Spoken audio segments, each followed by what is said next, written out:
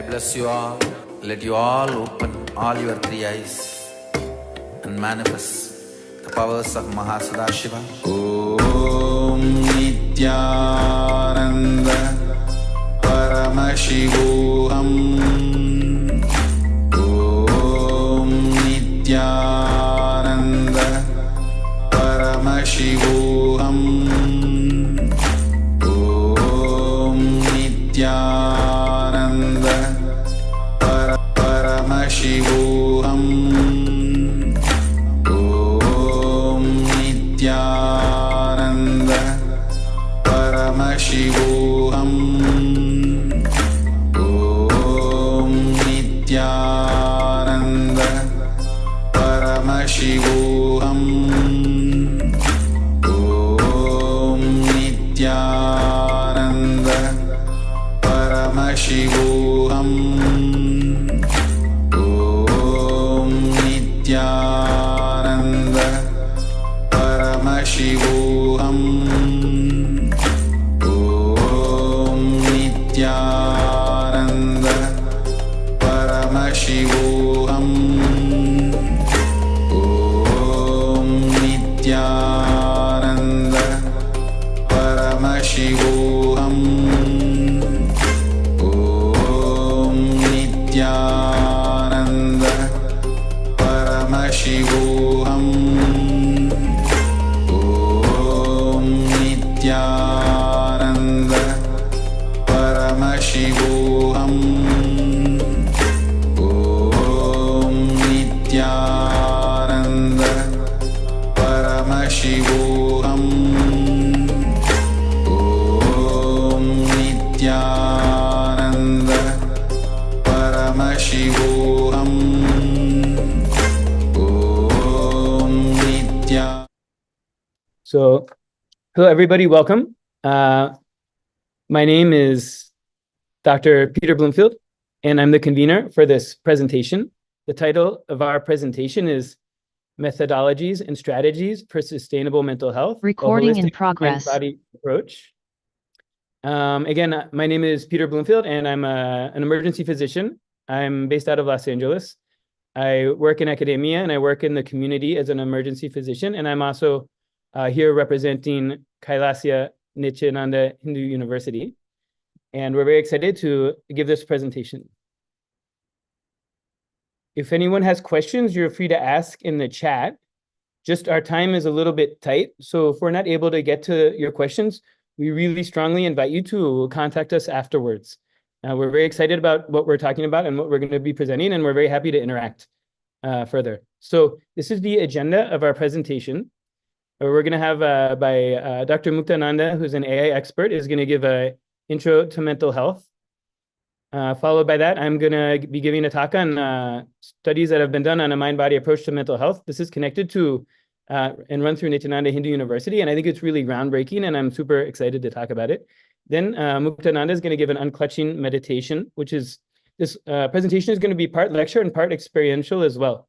So you should come out of here both informed and very blissfully relaxed. That will be our goal. If we achieve that, we've met our goals. Then Dr. Aranke, who's a practicing neurologist, who's connected with Nichandeshwara Paramashiva Hindu Temple in Houston, and Dr. Sandeep Pandov, who's a hospitalist connected with Johns Hopkins, Howard County, and Dr. Nirmala Shivaji, who's a practicing anesthesiologist, who's connected with Nityananda Meditation Academy, are going to be giving a talk on neuroscientific approach to mental health, and then a discussion about some lifestyle aspects that support positive mental health and higher consciousness. Then we're going to have another experience of pranayama, like a breathing exercise with Dr. Muktananda. And then he's going to give a lecture called Sustainable Mental Health and AI, talking about how artificial intelligence can support sustainable mental health systems. That'll be followed by Dr. Prema Kochandaraman, who's a urogynecologist at the Women's Health Excellence Center. And she's going to talk about women's mental health issues. Then Dr. Patel, who's a psychiatrist who's representing KAILASA Los Angeles and also practicing in the community, is going to talk about mental health and children's issues. And then finally, I'll give a conclusion and a call to action. And for everyone who is able to stay, we're going to have a kriya, which is a technique for stress reduction. That'll be really nice. So it should be a very enriching and enlightening experience for everyone. And we're very happy to have you here. Briefly, this Science Summit is geared at how we can bring new scientific innovations to help the UN achieve its sustainable development goals. We picked goal number 1, no poverty, number 3, good health and well-being, and number 16, peace, justice, and strong institutions. Really, if you look at the sustainable development goals, enhancing mental health will really help assist in achieving almost all of them. So we feel strongly that the work that we have and what we're bringing forth can help the UN achieve its goals and really bring a lot of positive mental health and well-being globally. So we think it's very perfectly aligned with this summit, and we're extremely grateful to the UN General Assembly for organizing this and for having us here. Just a couple estimates, 2.5 to 5 trillion US dollars annual cost of mental health. That's looking at direct costs of clinical care and hospitalization, as well as indirect costs of lost work. And I'm going to posit that the cost of less than optimal mental health is so much higher in terms of lost potential. And that if we really optimize people's mental health in a very comprehensive way, the benefit will be much beyond 2.5 trillion or 5 trillion and really unquantifiable. So now we're going to move, Dr. Muktananda is going to give a brief intro to our concepts of mental health.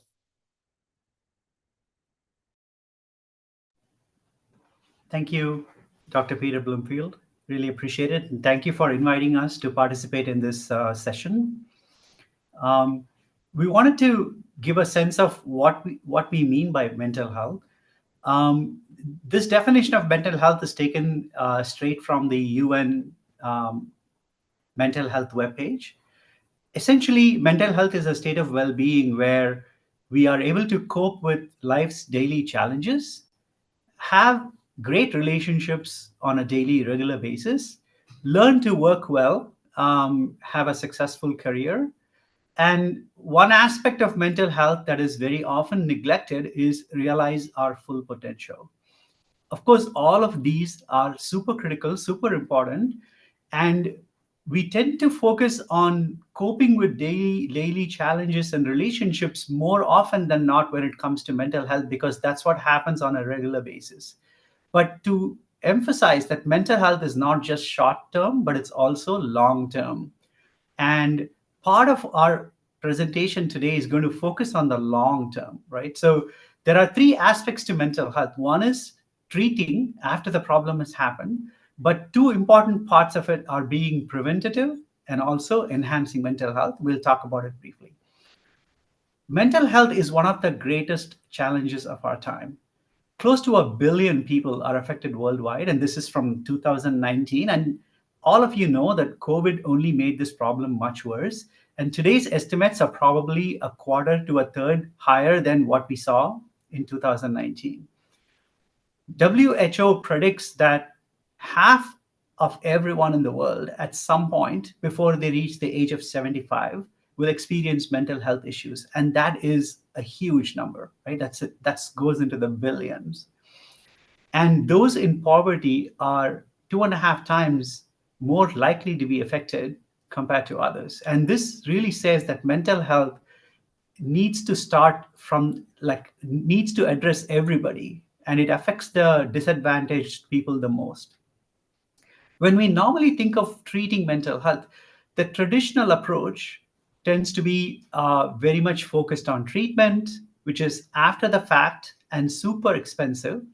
And it tends to focus on emotional, psychological, and social aspects of mental health. Like emotional means, can we handle stress and emotions? Can we handle anxiety? Psychological is, can we change the thoughts to control thoughts? Maybe think of happier things. It's more like positive thinking. And social is, can we manage jobs and relationships? Can we manage the environment around us? To be truly sustainable, which is what this session is about, I think the traditional approaches have to be sustained with holistic approaches, which are not usually identified or addressed. So in that sense, we not only treat mental health, but also enhance mental health ahead of time and then prevent it from happening. This is far cheaper, more effective, and more sustainable. Instead of just handling emotions, we should handle the source of emotions, address the mind-body system as a whole. And Dr. Peter is going to talk about, have an entire session on how to address the mind-body system.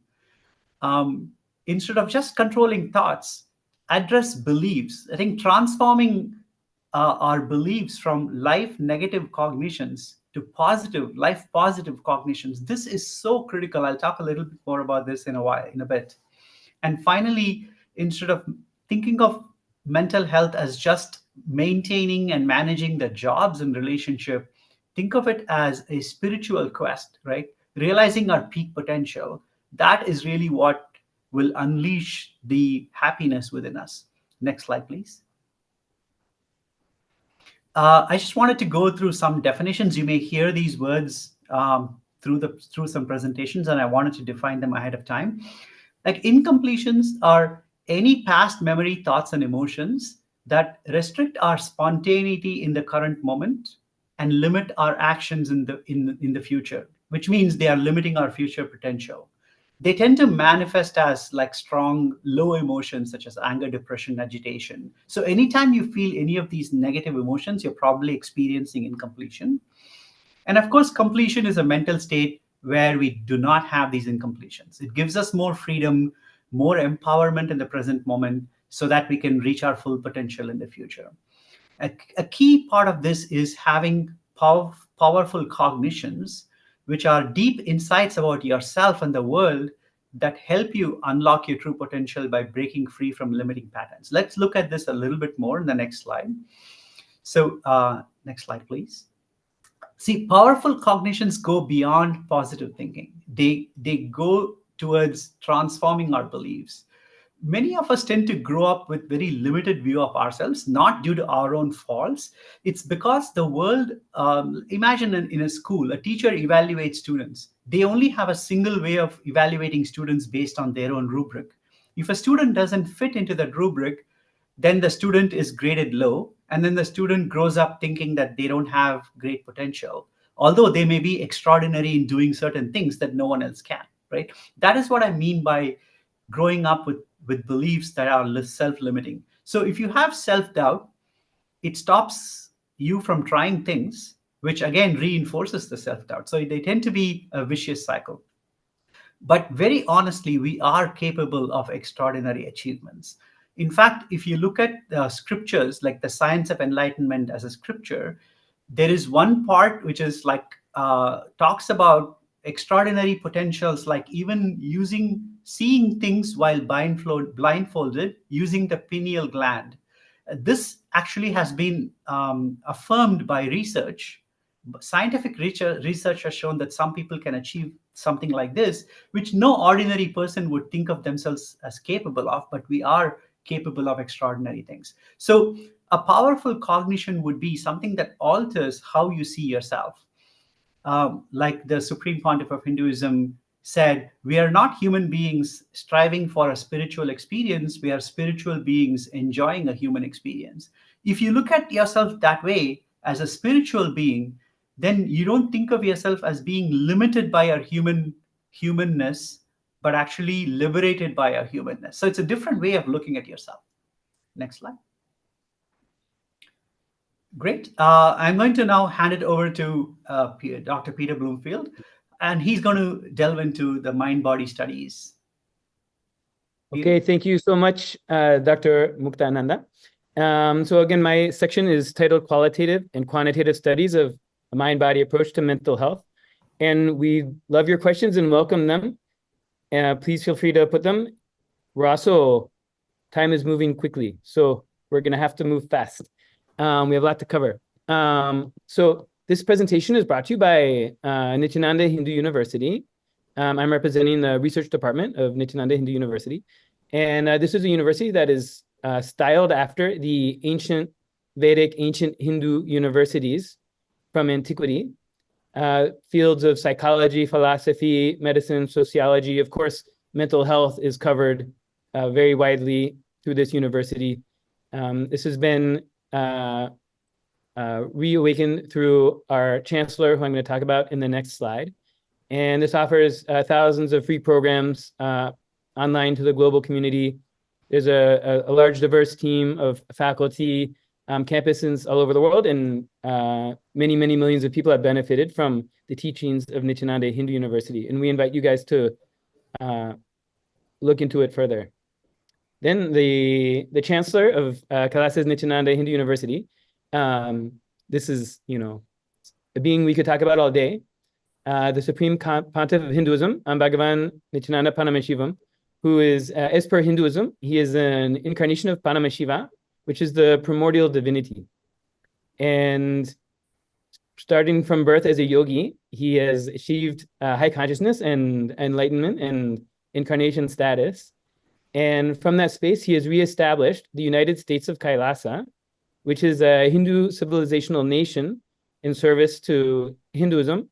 It also has sovereign land as a sovereign state, also functions as a civilizational state and a service-based state, contributing to the communities around, and as a foundational enlightenment ecosystem for all the people that are living there.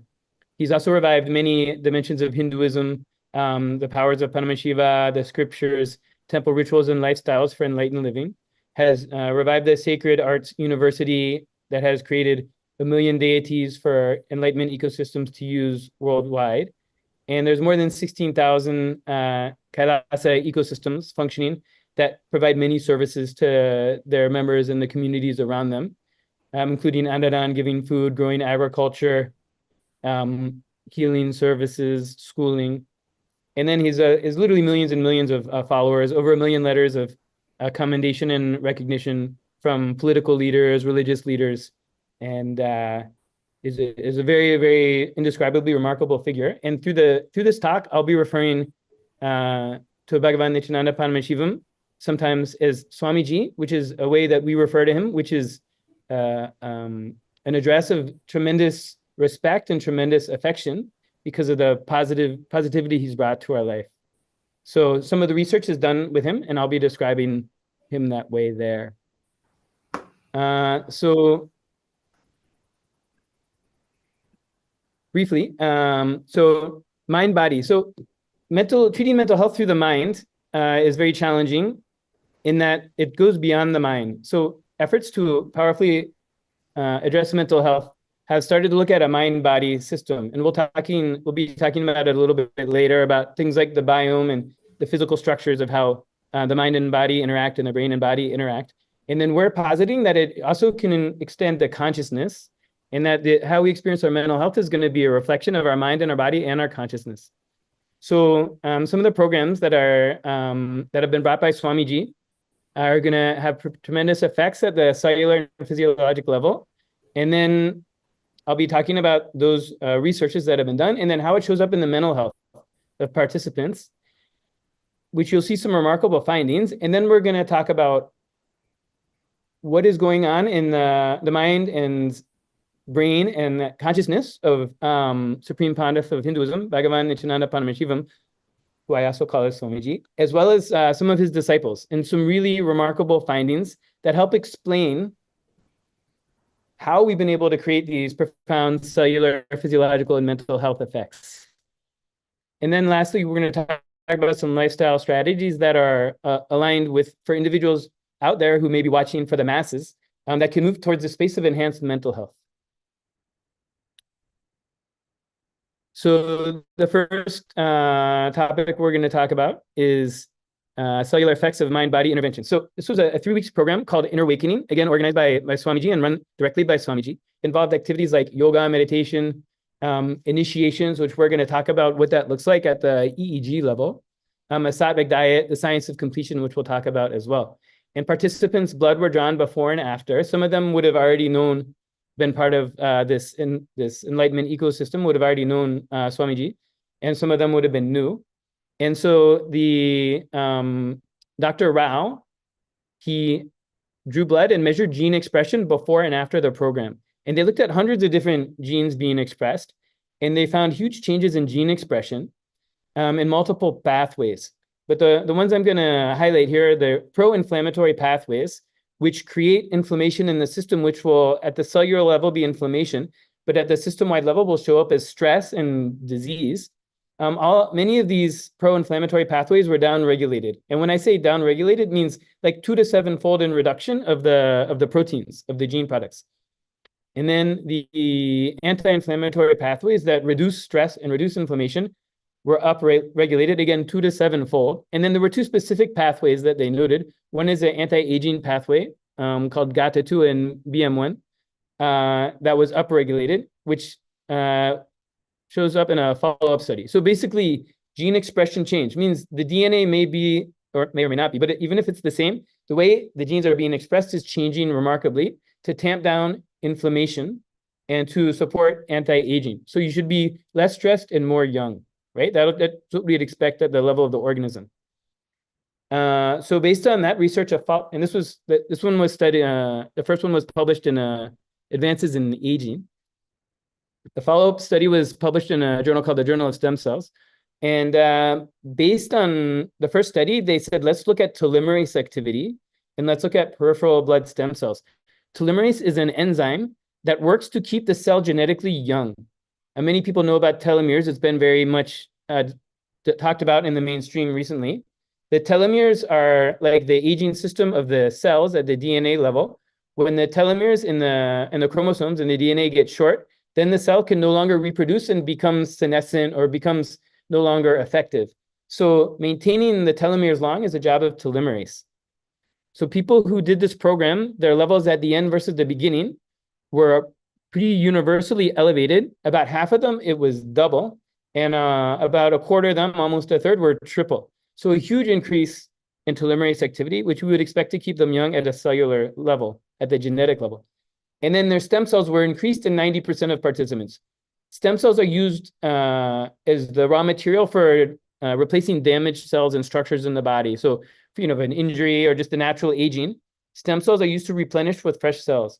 And so an increase in that is going to mean more use at a cellular level. The last thing they did, this was not published in that article, but it was around that time, they measured mitochondrial metabolism through a test called the MTT assay, which is a surrogate for cellular viability, which is specifically a product of mitochondrial metabolism. So mitochondria are the organelles inside the cell that create power for the cell, energy for the cell. And so their metabolism was increased. This is actually not a typo. You see it's 967%. It's not a typo, it's really true. Basically 10-fold increase in mitochondrial metabolism. So you would expect that to show up in a massive surge of energy. So when you put together at the cellular level, a huge surge in energy, combine that with anti-aging, rejuvenation, and then reduction in stress. Now we looked at how does that show up at the level of the person's mental health. So this was a study that was done a couple years ago, and it's being put into manuscript right now. There was another mind-body therapeutic program. This was called Parameshivoham, and we'll show you at the end. It is available online. But again, it's completely organized and run and attended by our Swamiji, and done through teleconferencing, just much like how this meeting is going right now. So we looked at 4 different scales associated with mental health. One is the DASS, which stands for Depression, Anxiety, Stress Scale. One is WHO5, which looks at overall sense of well-being. One is SF36, which looks at overall physical health and some aspects of mental health as well. And the last is MAAS, which looks at mindfulness, which is your ability to be present, right? Everyone is talking about mindfulness and being in the present moment. So we wanted to measure all these things in people before and after the program. Some of the people in the program had already done similar programs and taken the initiations, and some people were new. So it was a combination. It was a convenient sample because it's through an online program. And then we did a paired and unpaired analysis. So here's what we found. So the total score for US average, total score is around 18. A higher number means more depression, more anxiety, more stress. So you want a low score in this. For the participants, the score was already much lower than average initially, which may reflect that some people already had taken initiations and were involved in this mind-body approach to life. But afterwards, it dropped all the way to 6.1. Average is 18 to 6.1, a huge difference. And for the depression score, anything above 10 means depression. 5.7 is the average. For this, the post scores were 2, 2.7, So much, much lower than average and very far from depression. So this is going to show up as a really great state of well-being. And then we looked at anxiety.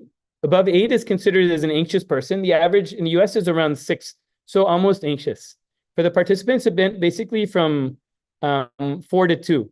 So very, very far from anxious. Even before the program, people were better than the US average in terms of anxiety, which again may reflect their previous initiations and their connection with this enlightenment ecosystem and this mind-body approach. But afterwards, even greatly reduced. And stress as well went from 4 to 2 or 5 to 3. Over 14 is stressed, and the US average is 8. You can see all these graphs on the left. You can see the line graphs is the paired, and then the bar graphs. Both paired and unpaired, highly statistically significant in all of these. So statistically and clinically, very significant improvement in people's feeling of mental health in connection with this program. And the next, we looked at the WHO-5 Wellbeing Index. So this goes from 0 to 100, where a higher score is a higher sense of well-being. Less than 50 is going to correlate with depression. And for example, one population we looked at in research was women in infertility. The score is about 53. In many, it'll vary around the world, but many populations will be around 50 or so. In our participants, they started around 60, and then went up to around 80 afterwards. So 80 is a huge sense of well-being, extremely high sense of well-being, really, really profound. And you can see again, if you look at the line graph and the bar graphs, everything's just going up. So really a profound sense of well-being from participating in this program, and both statistically significant and clinically significant. The SF-36, this is a very complex scale. It gives 9 total scores around physical and mental health. Again, the higher is better. We did just a paired analysis for this, and all of them were improved. 5 out of the 9 met statistical significance, and they were also clinically significant. I just included a couple graphs here. The total score, you can see it's going up for just about everyone, and then social functioning is going up for just about everyone. So again, increased mental and physical health was seen. And the last one is mindfulness. And this looks at the ability to be present. So this gives you a score from 1 to 6, where 6 will be the most mindful, means completely in the moment, completely present. This is a space people aspire to be in. The average for undergrad college students is given as 3.85.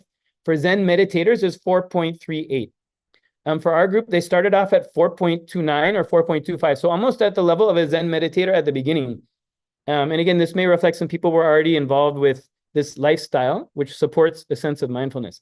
But at the end, it went all the way up to 4.8, 4.65. So a huge jump. The paired analysis just missed statistical significance. The p-value is 0.51. The trend, I think, speaks for itself, but the unpaired analysis was statistically significant. So again, we see an increase in mindfulness. So then the question becomes, what are these programs? What is special about these programs that's bringing these really remarkable changes at the cellular level, particularly the mitochondrial assay? You'll never see anything like that. And all the other changes, the stem cells, the telomerase activity, the gene expression, and then these changes in mental health. So to better understand that, a lot of science has been done with Swamiji, the Supreme Pontiff of Hinduism, Bhagavan Nityananda Paramashivam. So I'm going to talk about a few scientific studies.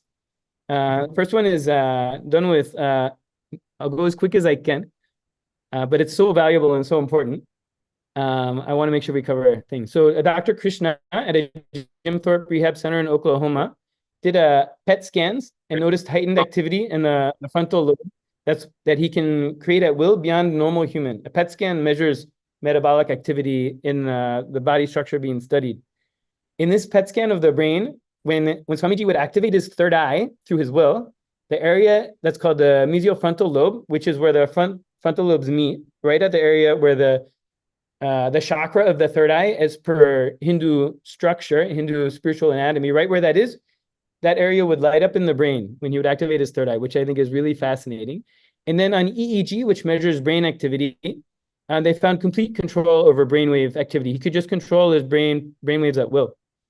There was another doctor, a neuroscientist named Acosta Urquida from Sound Health Designs in Wichita, and this was in 2005 and 2006. And they measured studied a variable called heart rate variability, which shows variability within the heart rate that reflects the autonomic system and how at ease someone is. You could say it's very complex. We don't have time to go into it further. But the key finding is when he would do healing on someone, they would completely sync up their heart rate variability. It means a complete cohesion and entrainment was happening. And then again, that a neuroscientist noted, this is a quote, Swamiji demonstrated a remarkable ability to shift between brain states during meditation, samadhi, which is like a superconscious state, connected with the yogic tradition, and healing conditions. It said he is always in a permanent state of meditation. Then this is the one that I think is most fascinating. There's a Dr. William Collins. This was done in 2005 in St. Louis. He's a neurofeedback researcher who was looking at EEG. And he noticed when he got a baseline reading, he kept changing the probes and changing the settings because he said there's almost no activity on the EEG as baseline. Means when he was sitting there in a calm state, the brain was just completely quiet electrically. There was very little activity, which we will posit will correlate with a low thoughts per second, very little mental activity. So he could completely kind of shut off the mind, and it would show up at the EEG level. That shocked the researcher. And then when he would go into meditation, there would be a huge surge in gamma waves, which we'll talk about shortly, the significance of gamma waves. But the key part is when he was healing, his right heart of brain would go into what the researcher called extreme gamma activity, which I think is likely to be high amplitude gamma waves, and I'll explain why.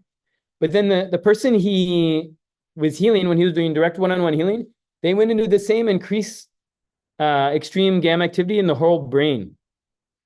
Also, when he did just a general healing that wasn't specific to the person in the room, again, their whole brain of that person would go into a high gamma activity.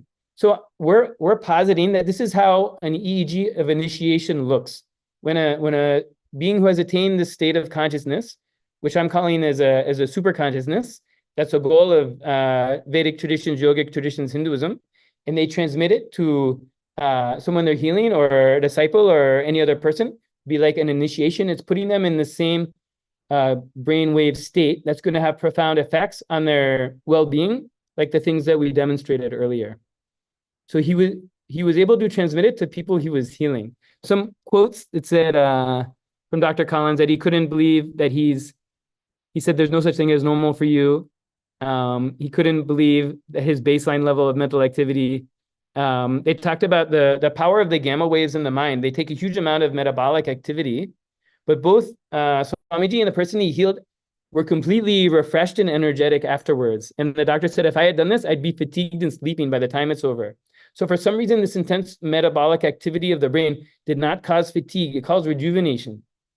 And then he said, the world is not going to believe this. This is extremely unusual. It seems as if his brain was changing with hundreds and thousands of nerves in the brain was being rewired. So again, it's a really remarkable thing. One thing that I'd also say is in the ashram, they've done again, when Swamiji is doing initiations to his disciples or people visiting his ashram as well, he puts their brain in gamma waves, high amplitude gamma waves, which is a very specific kind of gamma wave that's almost never seen. So real quick primer on brain waves. Brain waves is the measurement of the electrical activity in the brain through an EEG, which is like an EKG for the brain, electroencephalogram. You can see delta waves are very low frequency waves from 0.5 to 4 hertz on the bottom left. This is like when you're in deep restorative sleep, or if you were like in a coma. Theta waves, these are 4 to 8 hertz. These will correlate if you're in REM sleep, if you're daydreaming, if you're in a deep meditation but not sleeping, or very drowsy. This is what you'll have. Beta waves would be, we'll go to alpha waves here. Alpha waves are the next state. They go from 8 to 12 hertz. This is if you're awake and alert and kind of receptive. Could be a listening state. Many of you guys are in alpha right now. If you close your eyes, you go into heavy alpha waves. And then beta waves would be if you're like taking a quiz, doing a task, if you're at work doing a task that requires your mental activity. It's 13 to 25 hertz. So you'll notice this illustration doesn't have gamma waves. Part of that is because gamma waves, people didn't even know about them until relatively recently, because you normally cannot see them on a normal EEG. They were normally detected with something called a QEEG, where you take a computer and look at the raw data and see tiny little, very, very low amplitude up and down high frequency waves that you can't really see with your naked eye, but the computer can calculate them. And they've been shown traditionally in everyone's brain a little bit. When people have a stroke of insight, like the light bulb goes off, there'll be a little flash of gamma activity, but just for a second, and only when that insight strikes, which you can't bank on, right? It's like when the muse speaks to the artist, like that. It's also connected with enhanced creativity. Interestingly, in populations and individuals who have very little baseline gamma activity, they're much more likely to develop Alzheimer's dementia. In individuals who have a higher baseline, like very low levels, I'm talking that you need a QEEG to detect, they're not going to have dementia, Alzheimer's dementia.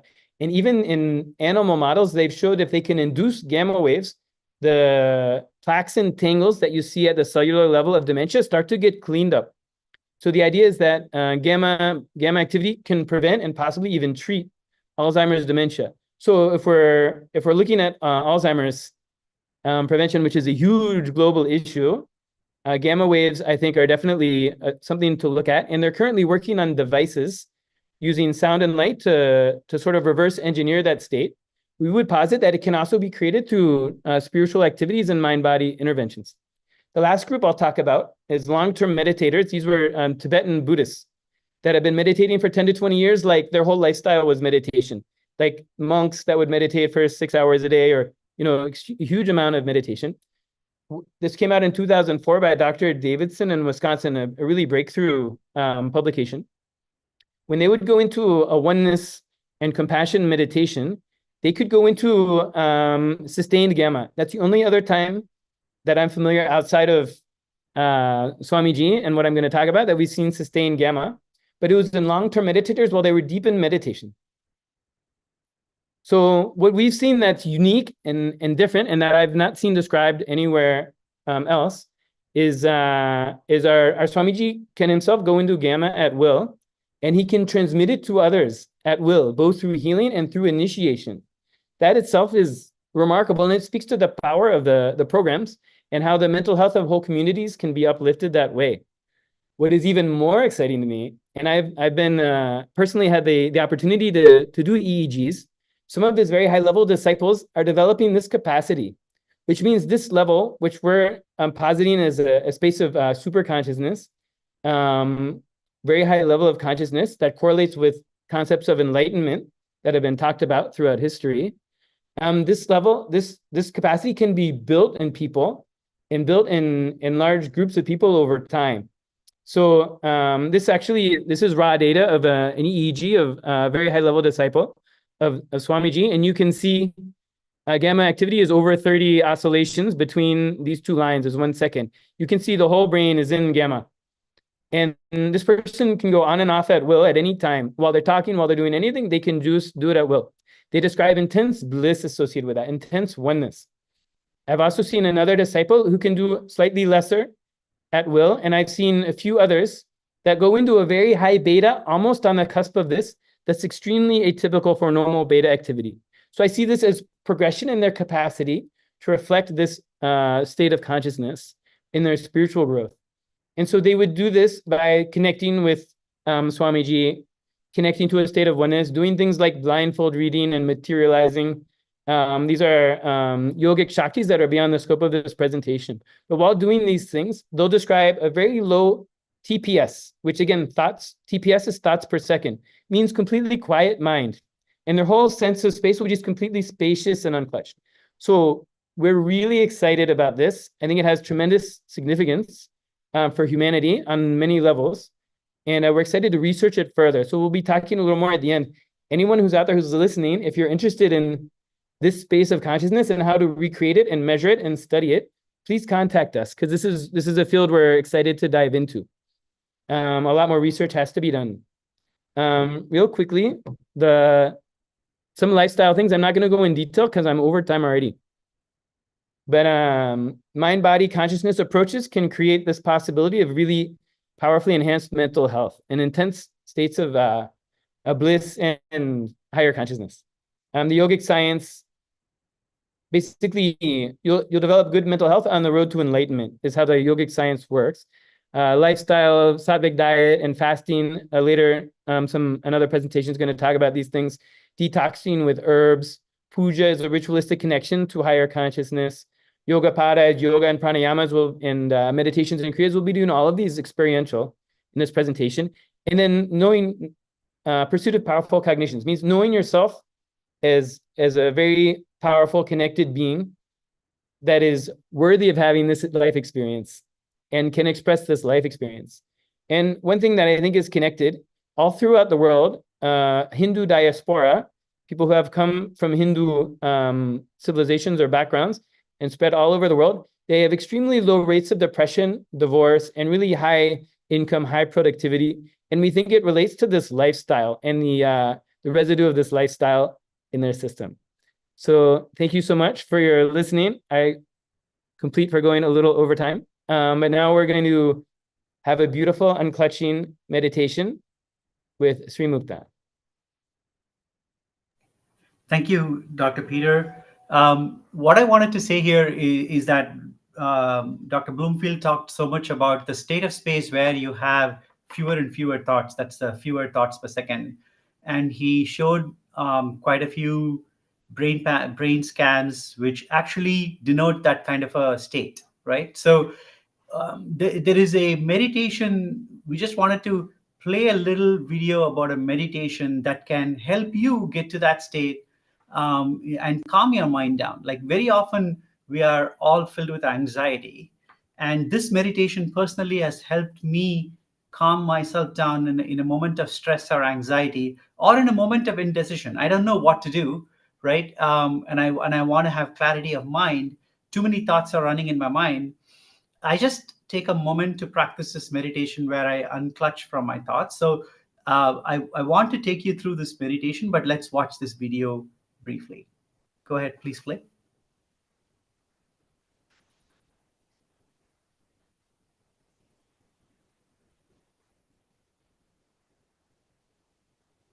Audio is not it's not audible, Peter.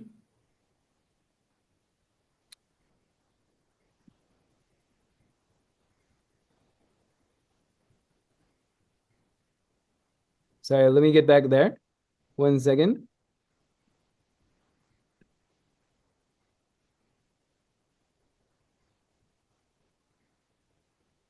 It should be audible now. Nothing can be compared to the unclutching. I'll just put the whole unclutching in one line. Listen. Decide not to engage or continue, create, maintain, fight, destroy, play with any thinking process in you. That's it. Do not create, sustain, maintain, fight with, try to destroy, any way engage. Do not do anything with your internal thought process. Just unclutch. And I tell you, it will develop such powerful will persistence in you. Such powerful will persistence.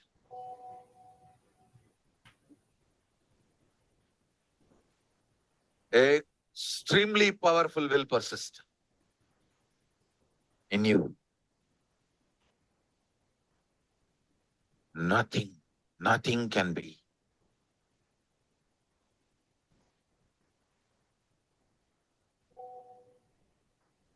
Compared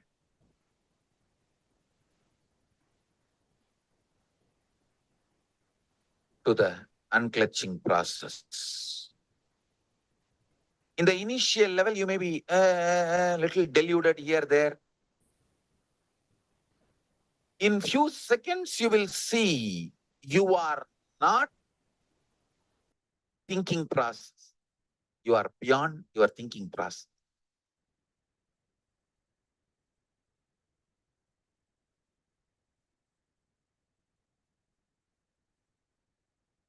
You will sit with yourself in a very matured way, highly matured way.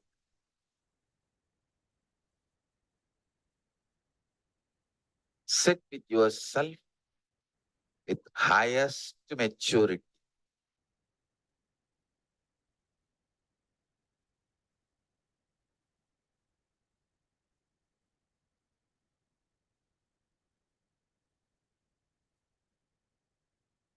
That is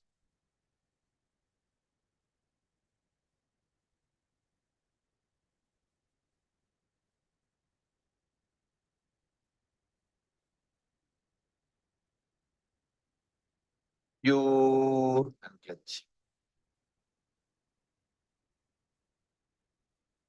Pure unclenching. Sit straight. Close your eyes and clutch.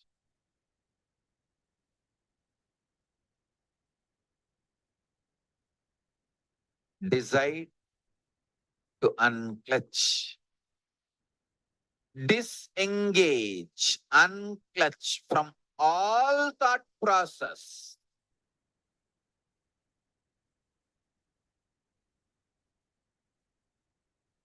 Creating, maintaining, destroying, fighting, engaging, all thought process. Unclutch from all thought process. Just sit, be unclutched.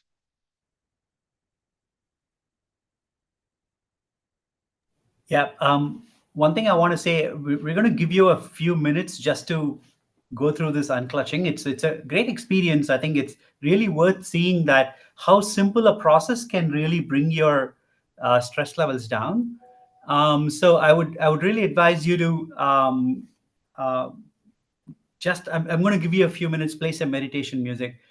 Essentially, when he says disengage from all thought processes, one technique I use is I use the word unclutch itself. Like when I observe I close my eyes, observe my thoughts. When any thought arises, I just say unclutch, which means I disengage from associating with that thought. Typically, our thought currents are one follow the other. First, I think about my house. I'm thinking about my dog in my house, and then the food the dog didn't eat, and so on and so forth. So it's an association of thoughts that creates problem. So if you unclutch from each thought as they appear, then you don't associate them, and then they just become random series of thoughts which don't affect you. That's the whole idea. So initially you can use the word unclutch, and but after a little while you can just unclutch without using that word itself. You would see that. So just close your eyes. We're going to play music for a little bit, and then just keep unclutching. Every time a thought comes, just unclutch without engaging with it. Please play the music.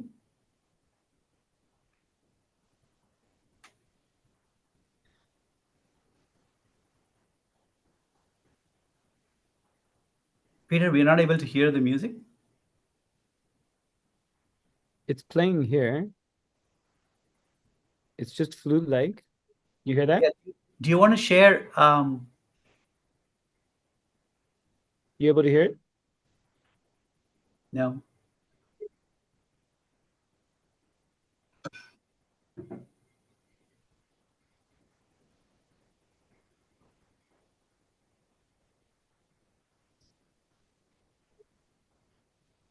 So are you sharing the audio from your output from your computer when Yeah. while sharing video? Yeah. Yeah, I'm not sure why. Maybe I'll turn up the volume.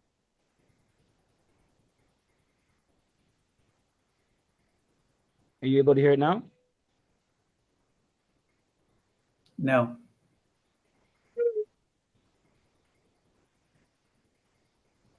How about now?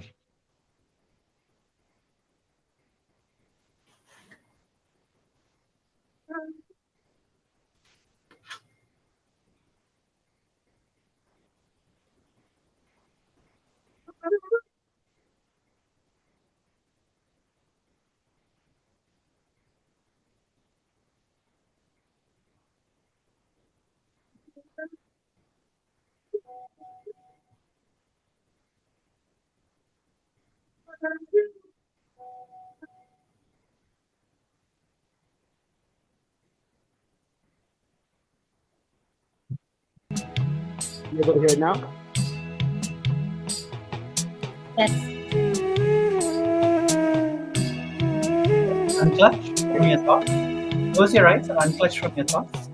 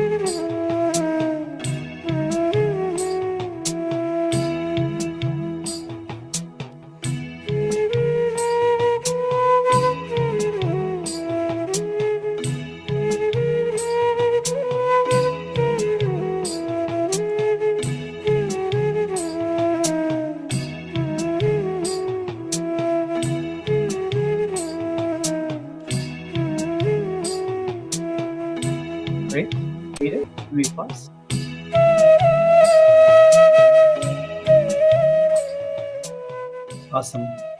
One of the things that you would have noticed is while you're unclutching is your mind gets disengaged. As your mind gets disengaged from thoughts, we tend to listen to the outside sounds more clearly, like bell chiming or people talking, cars going by.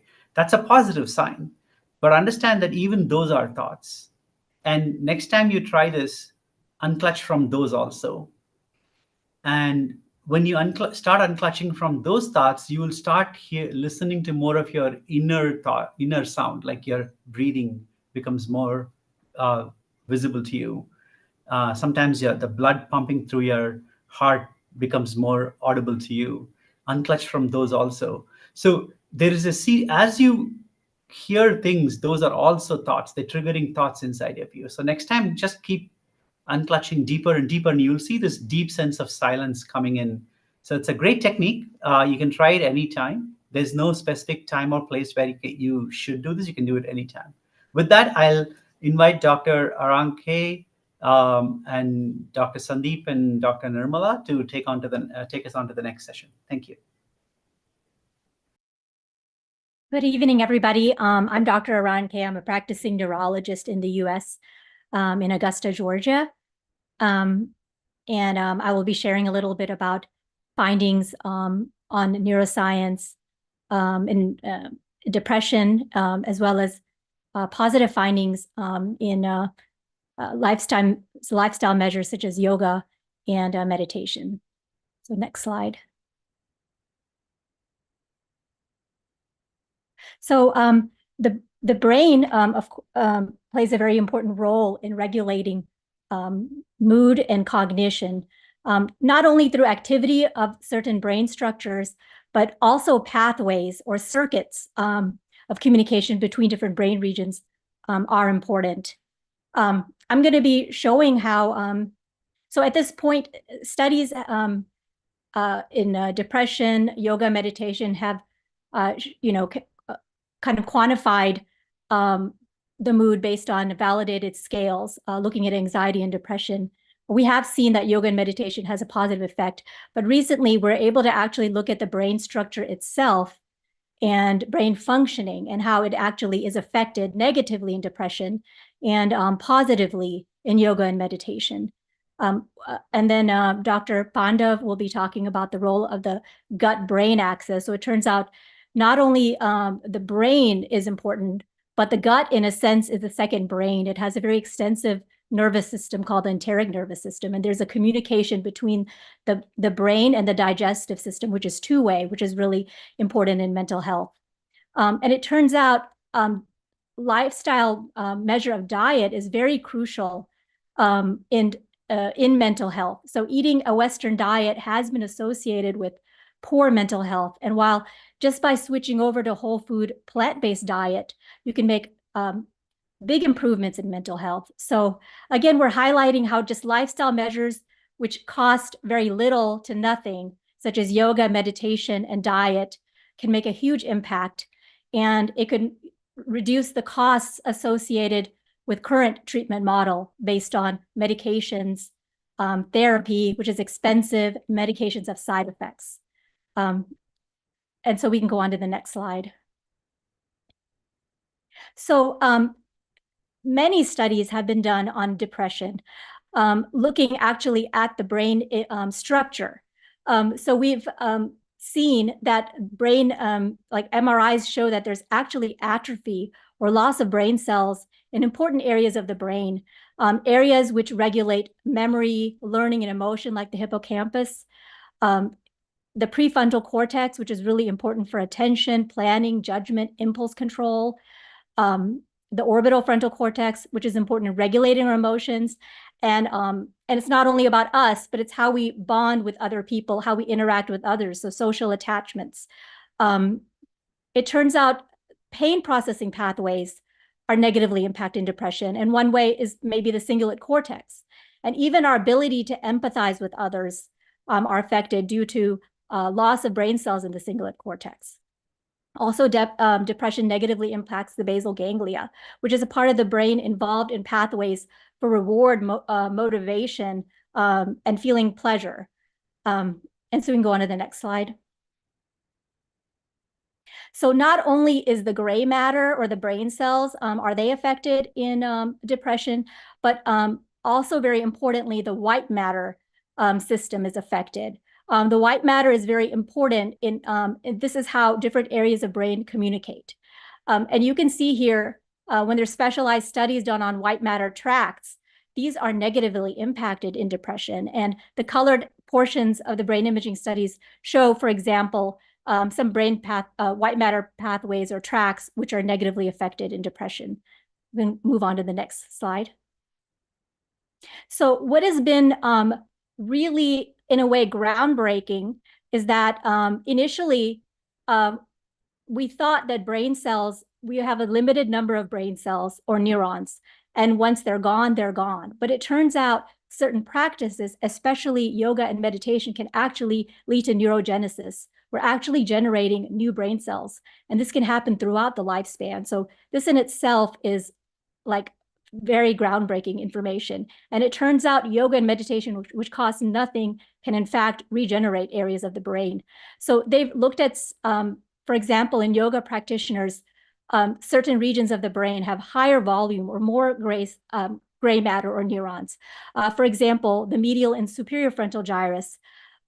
This is an area responsible, executive functioning, so in other words, planning activities, social cognition, which lead us to interact well with others. The presental and parahippocampal gyrus and hippocampus are very important for memory and handling your stress. These are enhanced in practitioners of yoga. Areas like the insula, superior temporal gyrus, occipital gyrus, and cerebellum are important for emotional awareness, processing of language and speech, as well as empathy. So being able to empathize with others and relate to others, interact with others. All of these areas are very important for that. And these are enhanced with increased amount of brain cells in yoga practitioners. Very interestingly, there's an area of the brain called the amygdala, and this is involved in processing fear pathways.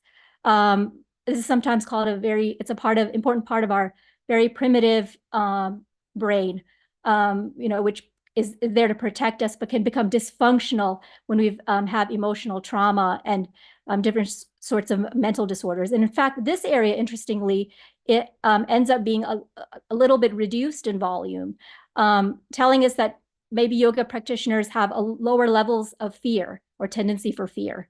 And we can move on to the next slide. Now we can move on to what we found in practitioners of meditation. So they have been studied structurally, but also functionally. So we have functional MRI studies, which look more than the brain structure. It looks at different areas of brain that are activated during certain tasks. And basically, functional MRI studies have shown that there's increased activation in practitioners of meditation in regions of the brain involved in attention and controlling the autonomic nervous system, such as the dorsolateral prefrontal cortex, parietal cortex, hippocampus, temporal lobe, anterior cingulate striatum. These are also involved in emotional processing, some of these areas. Very interestingly, the prefrontal cortex is more active in practitioners of meditation. And one thing that happens when the prefrontal cortex is activated is an important brain chemical called glutamate is released. And this then sends a signal to another part of the brain called the hypothalamus to release beta endorphins. Maybe you've heard about endorphins.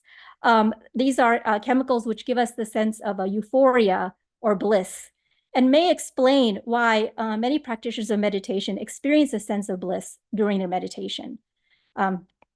Also, imaging studies have looked at the thickness of the cortex. This contains the brain cells or neurons. And it turns out these are thicker in various brain regions listed there. These are regions that are important for emotions, decision-making, learning, and memory, and also the ability to monitor ourself, to know what's happening within us and our environment, and as well as having self-awareness about fear and anxiety. Interestingly, I also wanted to mention that in yoga practitioners, they've looked at yoga practitioners over their lifespan, and they tend to have less of the natural loss of brain cells that happen to us as we age. So it's also protective of the loss of brain cells or neurons. So very important for as we age, it can have a very promising effects and protective effects. Also, other studies have been done looking at the brain chemicals, which are important in regulating our emotion and mood. At baseline, meditators have a higher level of serotonin, which you may have heard about. Serotonin is the brain chemical which is important for helping us to have a sense of well-being. And this level is reduced in people who are depressed. But meditators at baseline have a higher level of serotonin. And it, in fact, further increases after a meditation session, which is very interesting. They also tend to have a lower level of norepinephrine.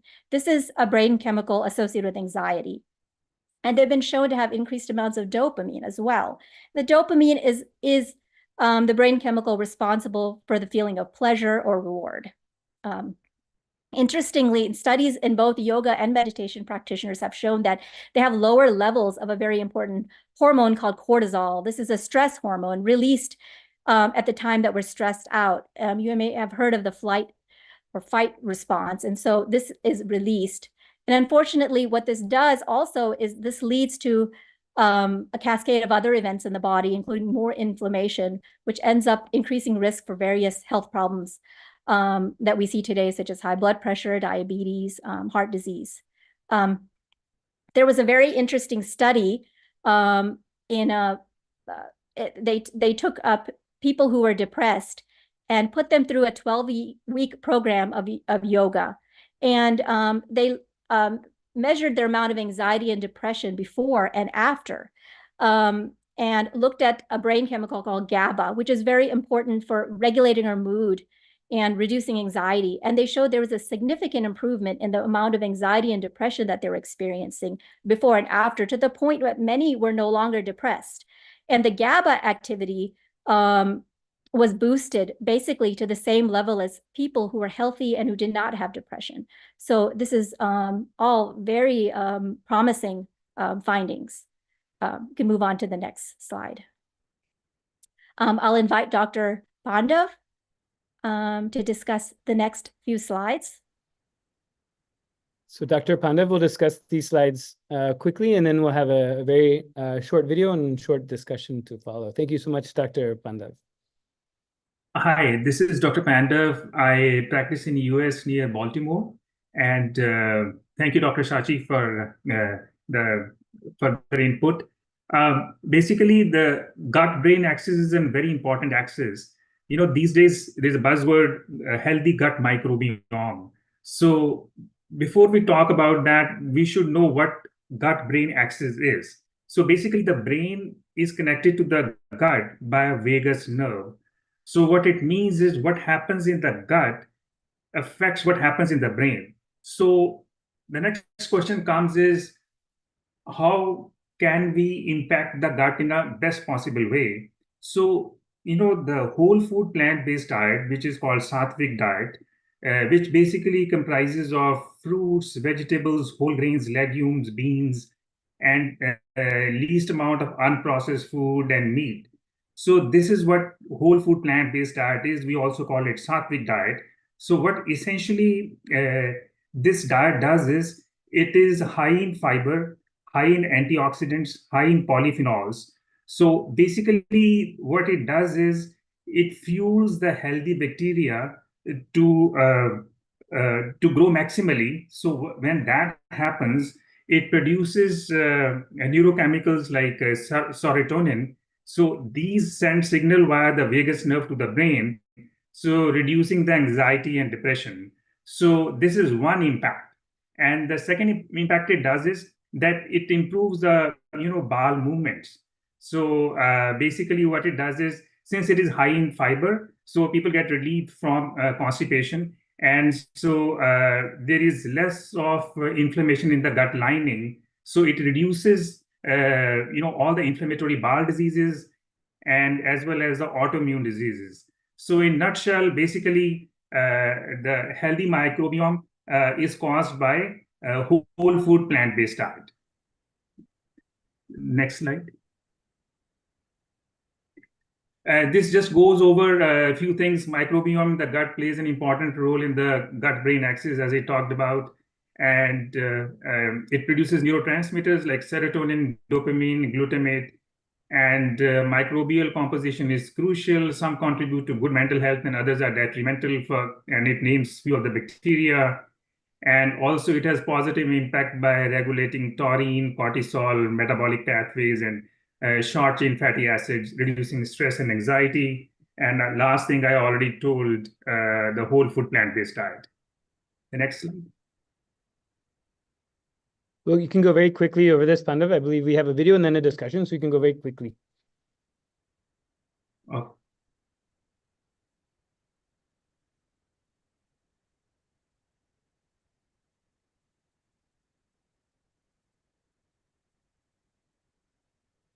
Are we waiting for the video? We're waiting for you to quickly go over this slide. Okay, yeah, so inflammation is higher in some people with depression. Whole food plant-based diet reduces inflammation, antioxidants, phytochemical, and promotes a balanced neurotransmitter system. Elimination of animal foods reduce inflammation, carcinogens, as I was telling you.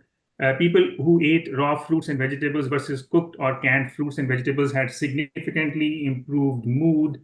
And as I talked about, processed and packaged food are harmful. Thank you so much, Dr. Pandav. Actually, Thank you. plants are also life, no doubt, but they have not developed a biomemory where the pain is stored and gets inside your system and creates pain. No. So if you consume them, if you consume plants, vegetables, there is no pain going inside your system along with it. There is no biomemory going inside. Pure energy food, only that goes inside. But with the animal, the muscles have a capacity to store muscle memory and biomemory. So when the animals are killed, they leave a tremendous pain, suffering. They are not going to say, let the whole world be blissful and die. No. They leave so much of suffering and die that gets recorded in that muscle memory and biomemory. When you eat that, you will fall into depression for a small reason. Your husband late from the office for 5 minutes is enough to make him as a late husband. Understand? No. For a very small reason, you fall into depression because your biomemory is prone to depression. Understand, when you are eating the dead animal's flesh, you are also eating the muscle memory, biomemory recorded in it. That becomes part of you. You become prone to that pain. You become prone to that pain. That's the reason I request you to be a vegetarian.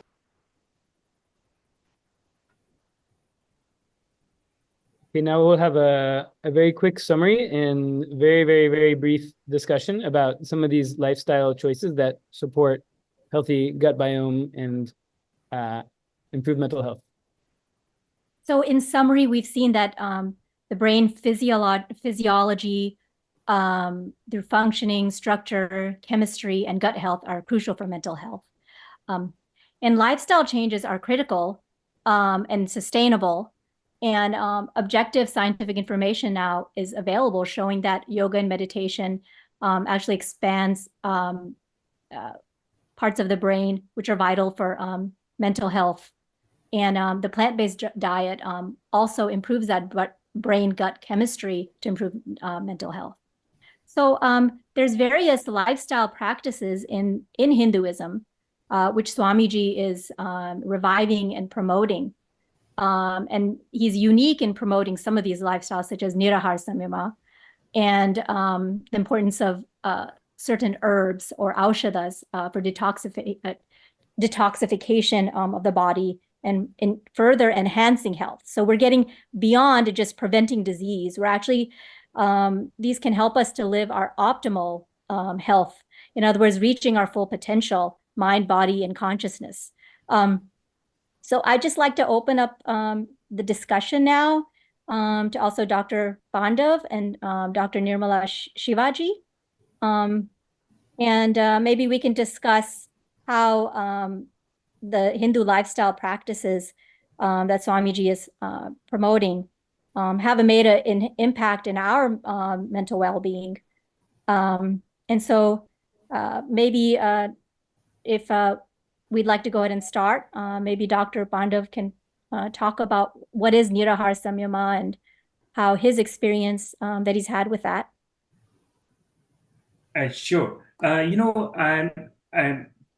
I always practice whole food plant-based diet, but through Swamiji, I came to know about Nirahara Samyama, which is really a step above that.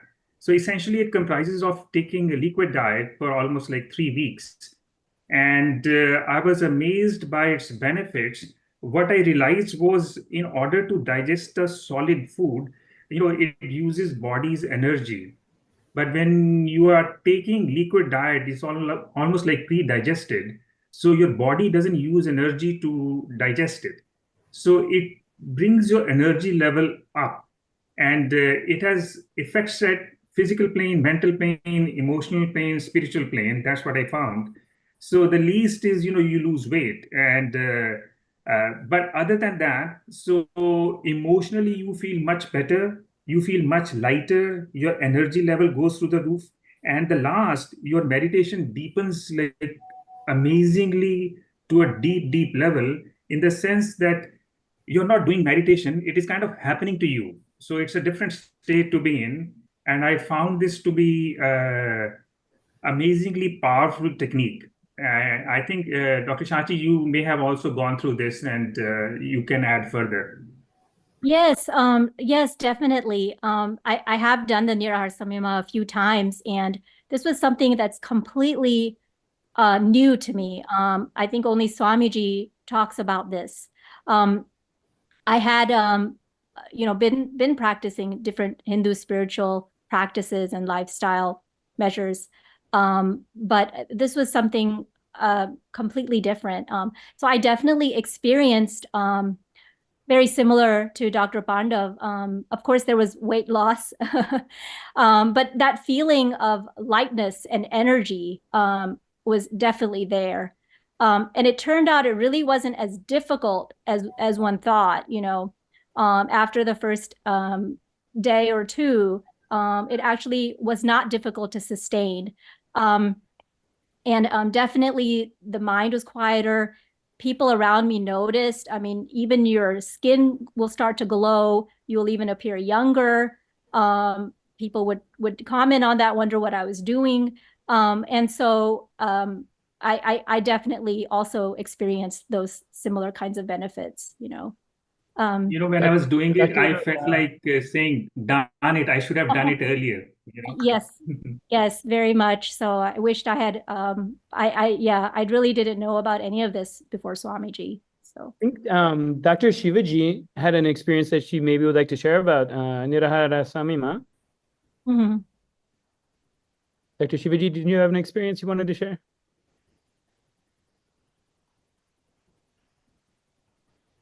I think you're muted, Ma. Dr. Shivaji, you're muted. Sorry. So sorry about it. So it's other than the other benefits of what you were said, mental clarity, and you're more happier and more lighter and all that. What happened was I used to get every summer allergic reactions. When I go to the garden, even the lawn, I'm really a very bad allergy. So I had to take antihistamine all the time. And it actually affected my work style as well. So it was, I think, about 12 years ago, Swamiji introduced the Nirahara Samyama, 12, 13 years ago. The first time I did the Nirahara Samyama, after that, it's completely gone. I don't take any antihistamines. I'm completely, and after that, I did a few times of Nirahara. Even with the first time, it disappeared. I thought this is, it's being a doctor and being an anesthesiologist using all the time antihistamines on patients. And it was so good. And I used to tell everybody, about the Nrahara Samyama. This is my personal experience about that. And then, are we going to talk about Aushadha? Integrated I'll just jump in, Ma. Dr. Shivaji, thank you so much for sharing that. I know there's so much more to talk about. We're going to talk about Aushadhas, Harataki, a very powerful detox herb that Swamiji has recommended for us. And then Nitya Yoga is a yoga that conceived by Swamiji that has 12 components, 12 aspects of yoga, which is very unique. And of course, other yogas are also part of this lifestyle. And so thank you so much, you guys, for this discussion. We could discuss so much longer. We've met some time constraints. So we're going to move on to the next session, which is a pranayama breathing exercise. Thank you so much. Thank you.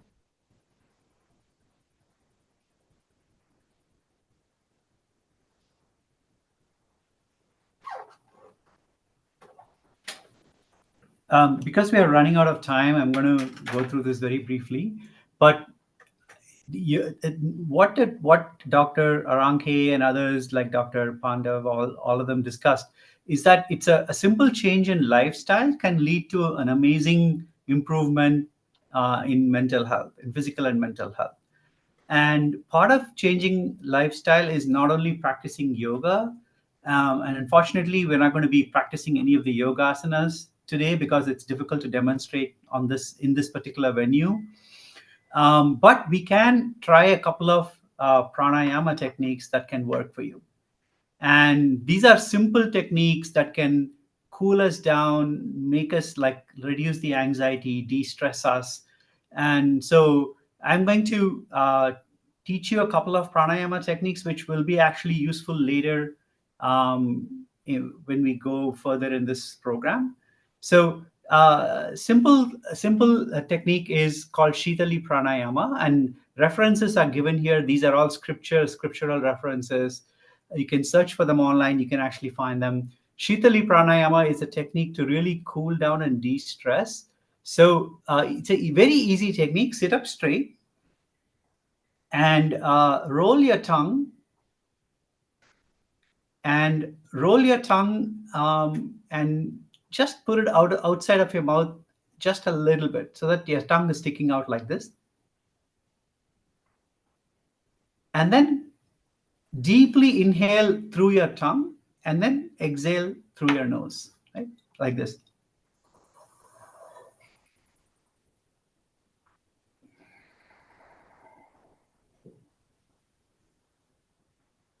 So inhale through your tongue and then exhale through your nose.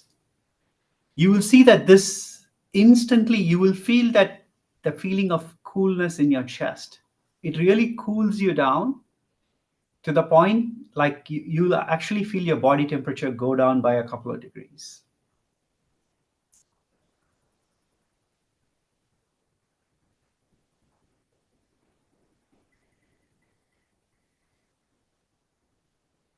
The deeper you do the inhalation, the deeper the cooling happens.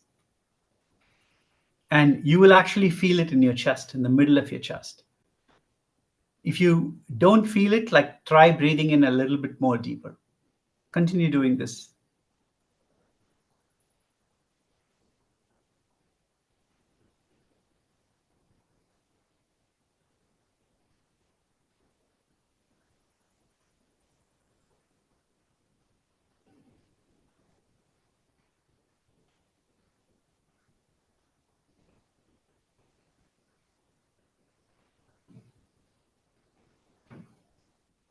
How many of you feel that deep cooling happening in your chest? You actually feel it there, right there. It's such an instantaneous, it works instantaneously. And you also see your mind is calmed down. Great. Now let's move on to the next pranayama. Normally, when you do this Shitali Pranayama, you do it 21 times, like breathing in and breathing out. That's one cycle. Do it 21 times. It's very powerful. The next pranayama I'm going to teach you is called Anapana. It's very simple. It's breathing in through one nostril and breathing out through the other nostril. So You start off by holding your thumb, pressing your right nostril with your thumb, and then breathing in through only your left nostril. And once you've taken a deep breath, close the left nostril and then breathe out through the right nostril. And after you breathe out through your right nostril completely, typically you take like almost twice as long to breathe out than breathe in. So count breathing in. If you count breathing in 5 times, breathe out till the count of 10. For example, 1, 2, 3, 4, 5. Close your left nostril and breathe out through your right. 1, 2, 3, 4, 6, 7, 8, 9, 10. Now breathe in through your right nostril again.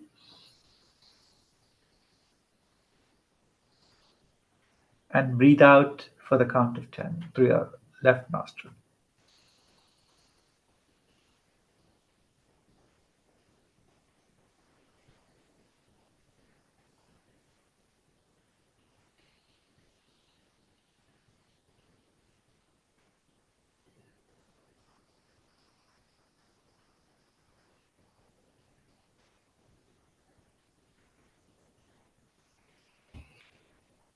If breathing out makes you feel stressed because I'm asking you to breathe out twice as long, you don't have to do it. Just breathe out like till the count of 6 or 7. That's also okay. Whatever makes you feel relaxed. Typically, breathing in the alternate nostril breathing actually makes you feel quite relaxed. Okay.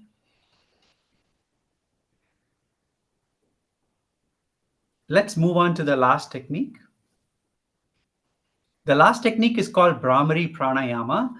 It's an amazing technique to clear your mind of anxiety-inducing thoughts. And Swamiji has given this reference. And this reference, you can go search for it online. It's a humming meditation. Essentially, what you do is you hum. Typically, you have to close your eyes, nose, and mouth, and then just hum. So right now, I'm going to only teach you the humming part. Just close your eyes, take a deep breath, and then hum deeply and intensely without stopping. Like as long as possible, just hum. And then when your humming stops, take a quick breath, let the natural breath happen, and then start the humming again. So for example, it sounds like this.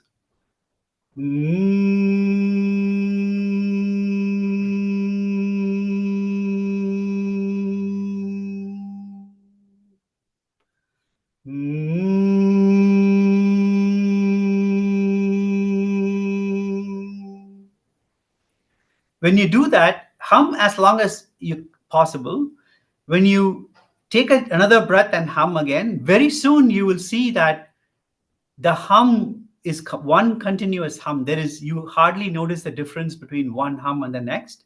And you will start feeling in the center of your forehead, you will start feeling a constant buzz. And that buzz will start clearing out all the thoughts in your mind. Right? It's a very beautiful technique that just flushes negative thoughts and anxiety from your head and just fills it with the hum that is a pure thought, nothing else, right? Let's try doing this for a few times.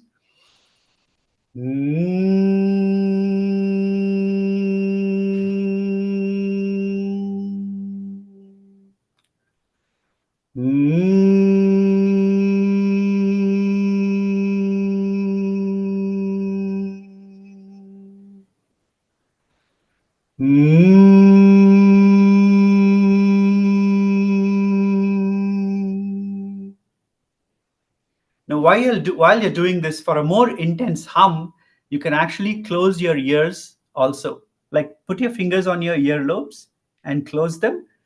And that will intensify the hum because the sound hums inside your head. And very soon your entire head, your chest, your body will start humming along with you like this.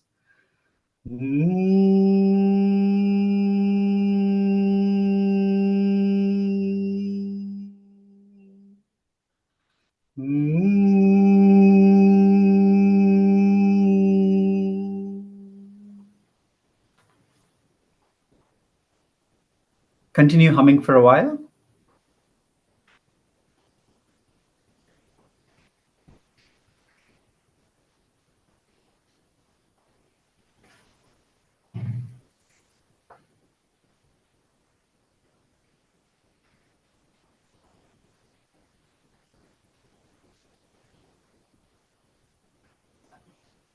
Okay, relax.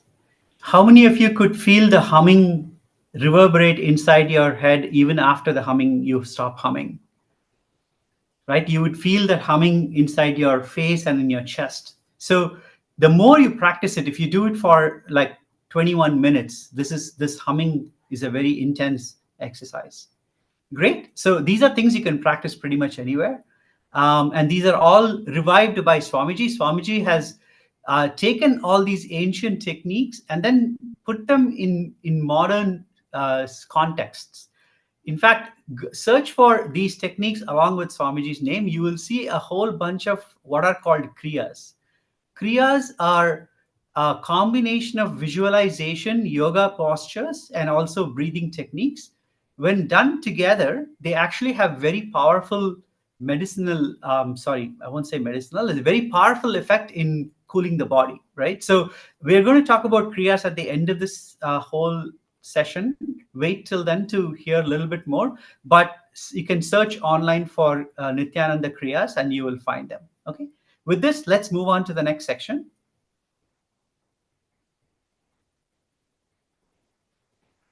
Okay, here I'm going to talk about sustainable mental health and AI. I have practiced, AI for a very long time, and I've applied AI to multiple different domains. And most recently, I've applied AI to education. And AI is an amazing area which is useful in mental health. Next slide. And the key challenge here is scale. Like sustainable mental health requires scale, and millions need help with anxiety, loneliness, and depression. But the primary challenge is lack of access to resources. And it's like the people who are in poverty, the people who really who suffer more often from mental health issues that, like we shared before, are the ones who are unable to access such resources. At least one thing that everyone needs, like people need a spiritual solution for mental health. And if you think about it, an everyday companion, which is easily available at their fingertips to handle emotions on a daily basis, but maybe even answer bigger spiritual questions, right? And one thing that everybody or most people have at their fingertips are low-cost phones nowadays. And if you have a phone and if you have internet access, unfortunately, more and more people around the world are getting access to the internet. Having access to free spiritual AI solutions online is actually a great way for us to give mental health access to people. Go to the next slide. Today's AI is actually super powerful. It can be very conversational in asking questions and getting answers. And it can be very personal. It can be personalized without storing personal information. And if you have availability, like access to a phone, a smartphone, you probably can get access to these services. It can be as easy as accessing mail or WhatsApp, for example. And the beautiful thing is conversational AI can actually help address a wide variety of mental health needs. I want to say for sure here that AI cannot replace human beings. We still need people. And we need AI to address a few challenges, like address privacy, make trust and safety front and center. These are challenges that we are working through today. But if we overcome these challenges, using AI at scale for helping people with mental health is a very powerful solution. With that, I want to say a little bit about Nityananda.ai. This is actually a solution that Nityananda KAILASA has developed as a scalable solution for people to ask questions and get answers. It's very easy. Go to Nityananda.ai, or you can use the barcode that's available on the screen.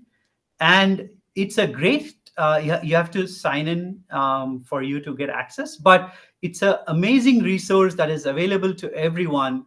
This uses the entire spiritual resources of the world, especially the teachings of Swamiji. Swamiji is essentially teaching the fundamentals of enlightenment science, or the science of happiness, as taught by Hinduism.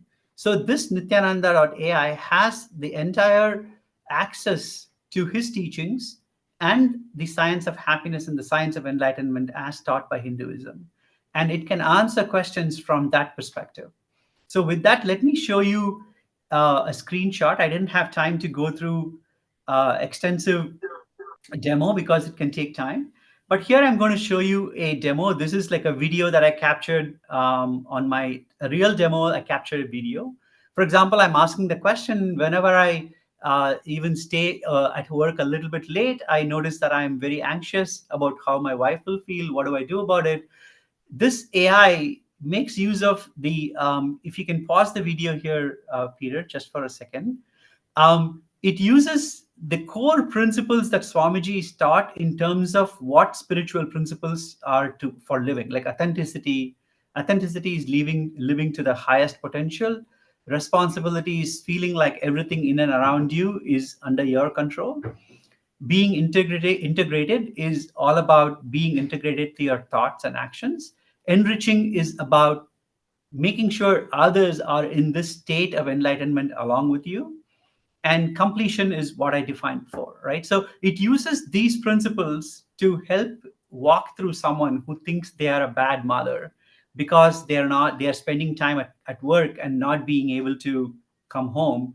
It talks about how being a bad mother or bad wife only arises from separation between these two responsibilities, and understanding that these two are both parts of you. And if you understand it from that wholeness perspective, you can actually handle the situation in a much better way.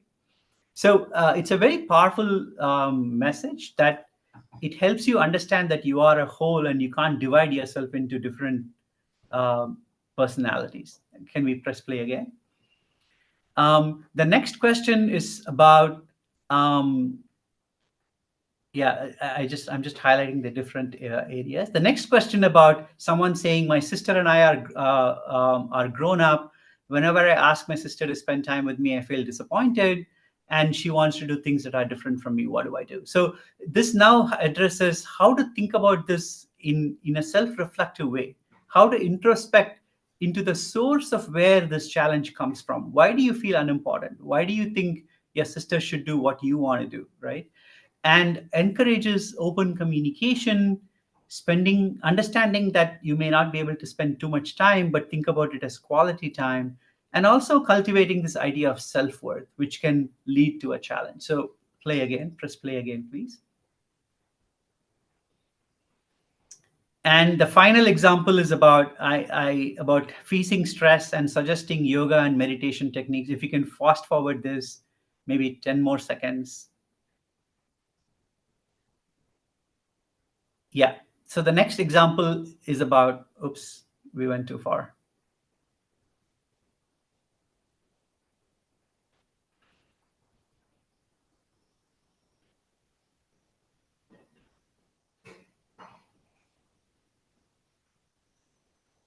Yeah, this next section is about asking for yoga and meditation techniques for de-stressing, and it chooses techniques from scriptures and shares them with you. Anyway, that's the quick demo. Let's move on to the next section.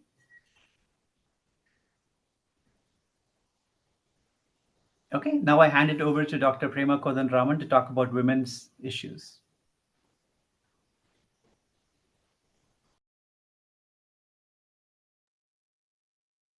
Good evening, friends.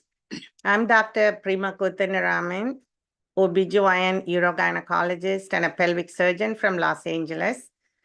We have been enjoying last more than an hour of learning so much about mental health, wellness, and holistic approaches.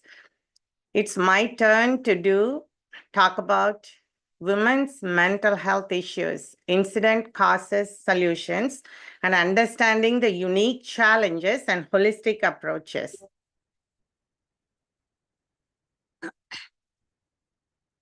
The National Institute of Mental Health here shows the incidence of mental illness among women. 1 in 5 women experience a mental health issue every year. Women are diagnosed with anxiety and depression twice as men. 25.7% of young women report having self-harming at some point. If you look at here from 2008 to 2022, the incidence of mental illness among women is increasing. It's pretty alarming. Mental health issues can affect anyone, but causes to women are very unique. Hormonal changes during menstruation, pregnancy, postpartum, and menopause can significantly affect mood and mental health. Reproductive health issues like polycystic ovary, endometriosis, infertility can lead to stress, anxiety, and depression. Gender-based violence, women are more likely to experience domestic violence, sexual assault, and emotional abuse. Social pressures and roles, women often face societal expectations to fulfill multiple roles like caregiver, professional, and homemaker. And body image issues like living in the era of social media on beauty concepts and appearance leads to eating disorder, low self-esteem, self-denial, and self-hatred. Discrimination and gender inequality, experience of sexism, workplace discrimination, and the gender pay gap can lead to chronic stress. Relationship dynamics, women often become on emotional labor. So the causes are different. Now, when we look at the modern day treatments of mental illness, women seeking treatment to treat their mental illnesses are increasing, like 55.8%. It's a pretty expensive program, spending about $104 billion US dollars a year and 217 million days of work lost. It's a big loss of work, and more women are seeking help but failed outcome. The treatment methods are making people dependent on medication, and more medication, it becomes a vicious cycle. So when you look at the modern day approaches for treatment, it can be varying from psychotherapy to hospitalization. Depending on the severity of the mental illness, psychotherapy is mainly for the mild problems. It's called a talk therapy or counseling. And medications can be antidepressant, anti-anxiety medications, mood stabilizers, and antipsychotic. There are 70 different medications available now. Usually medications change brain chemistry and with many side effects, makes it hard to be compliant. Many patients either they use medications, cannot be compliant and quit, or they become more and more dependent on medication, but the end results are not permanent cure, and it doesn't address the mental disorders, and usually it's only the symptom relief. The $1 trillion brain drain, that's not sufficiently addressing the mental disorders.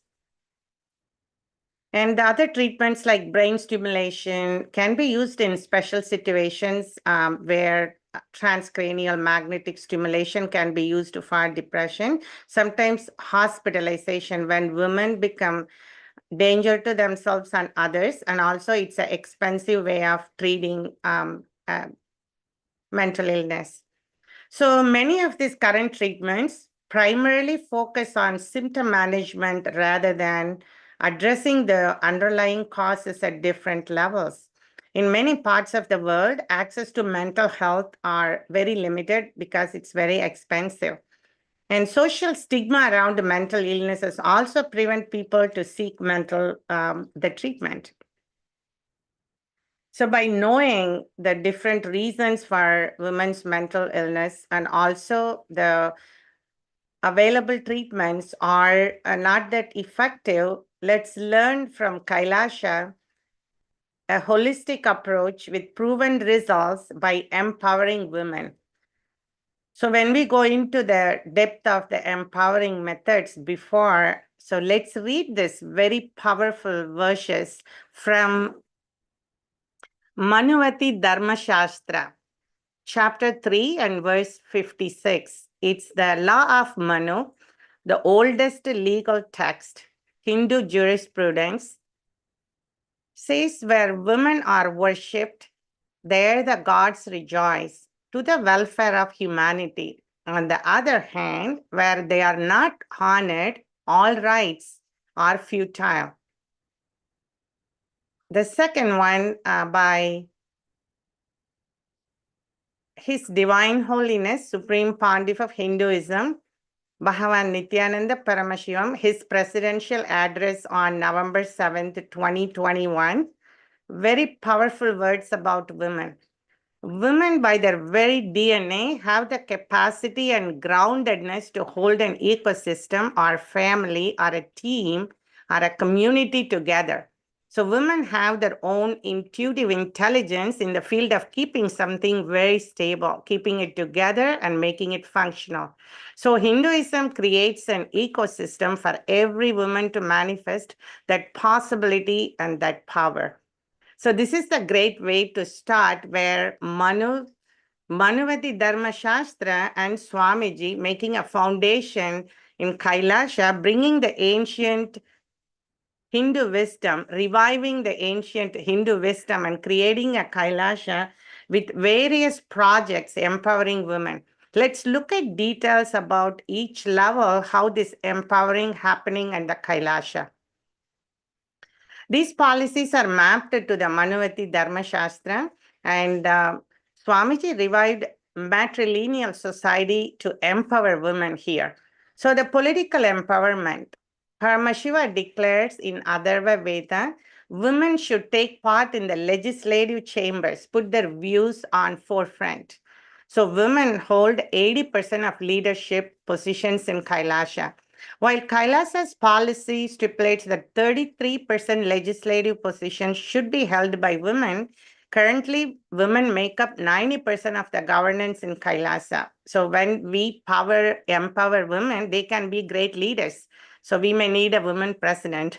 So at the free physical and mental wellness, free medical care is provided using various approaches: allopathy, naturopathy, Ayurveda, Siddha. It's it's a free medical care is provided, and along with spiritual and psychological support and counseling to all women. So over $10 billion have been invested in women's health at KAILASA. This is very impressive. And again, a spiritual wellness, a core indigenous cultural aspect of Hinduism is being revived as part of KAILASA by Swamiji is the mother worship, the matrilineal society that used to exist in ancient Hindu nations. It's very important to know in KAILASA, women are worshipped and revered and have a secure sexual harassment-free ecosystem due to its zero tolerance policy against sexual harassment and exploitation.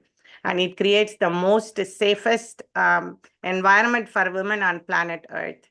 At social prominence, Swamiji has worked tirelessly for gender equality, not only in the economic society, but also in the spiritual and religious realm. The Sannyas Sampradaya, the monastic order in KAILASA, is established by Swamiji is unique in that the free ordains women and allows women to perform temple rituals. This is the real true reviving of the ancient Hindu tradition. So there are 108 free educational economic projects are functioning at KAILASA since 2009. Here are some 5, the most important I'm mentioning here. The KAILASA's Nityananda Lakshmi, the world's first Hindu microfinance project for women. Here it gives the economic freedom to find employment.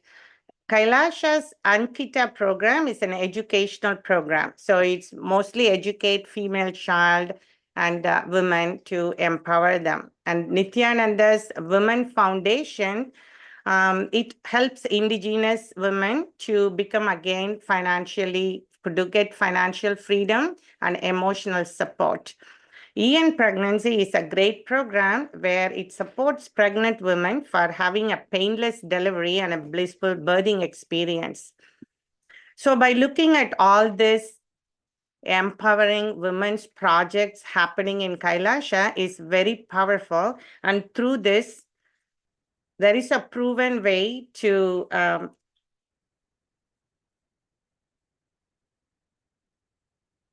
holistic approach and a proven way to for women to have a mental health. The next slide. Only feminine. Yeah, I think it's a video to be played. Let's hear from Swamiji, his powerful message and a description of a woman by him. Energy can be given the word. Only feminine energy can be given the word, given the title sacred, because when it is awakened, it does so much in your system, and it has nothing to do with your gender. That's the important thing. The gender, male or being female, nothing to do with it. It is something to do with your inner quality. And next word, awaken. Only the feminine energy, sacred feminine, need to be awakened. You already have too much masculine. The whole world is suffering with too much masculine energy. If at all politics can be handed over to women, so much good would have happened to the human society, human civilization. Unfortunately, see, if it was handed over to women, it would have been completely family-based civilization. So naturally, everybody would have had their basic needs. All the basic needs would have been supplied to the whole world. Only the feminine energy need to be awakened. Only that can be called as sacred. Let me define the sacred feminine. Understand? The extraordinary creativity. Creativity will never be possessive.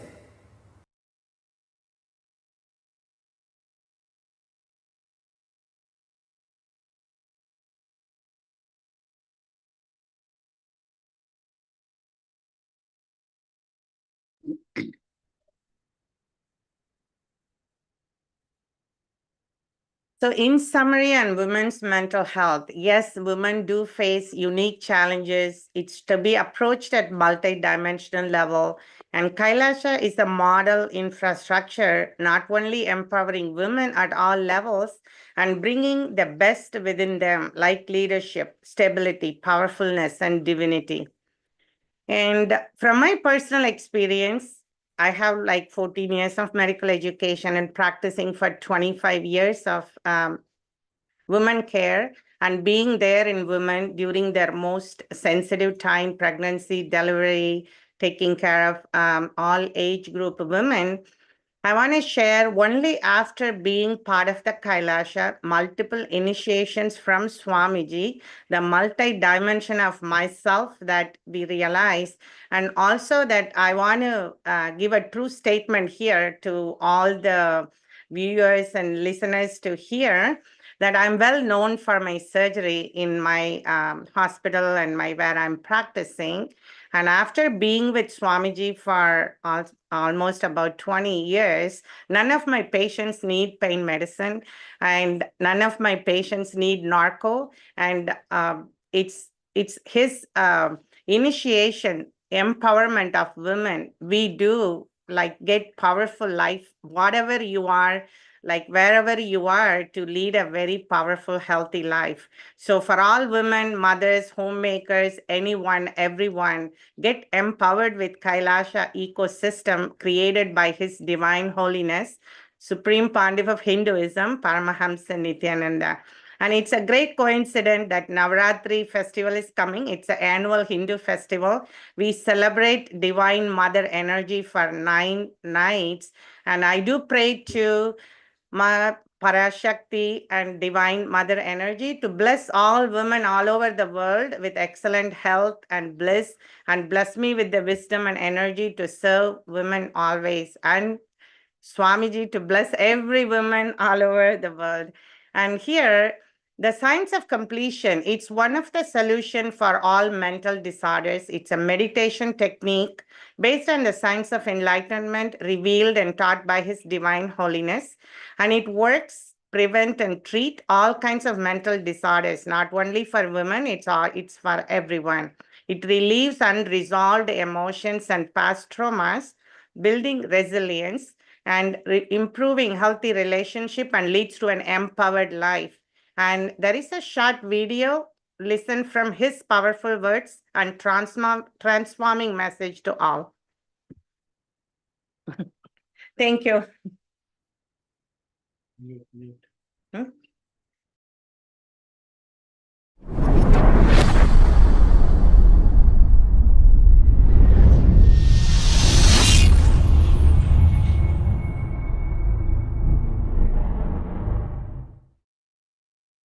Listen to this sacred secret. Listen.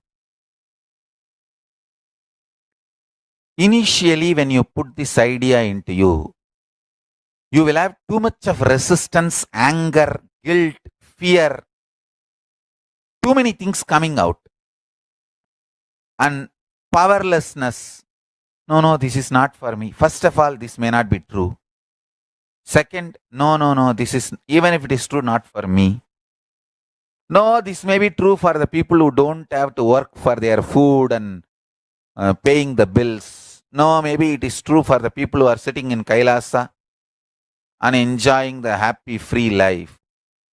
All kinds of thought currents will come inside. Sit, have a little patience, listen.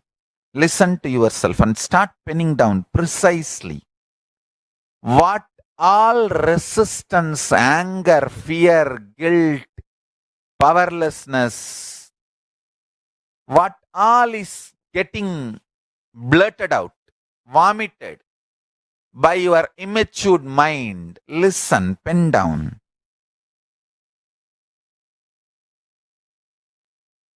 Do completion 2-3 times.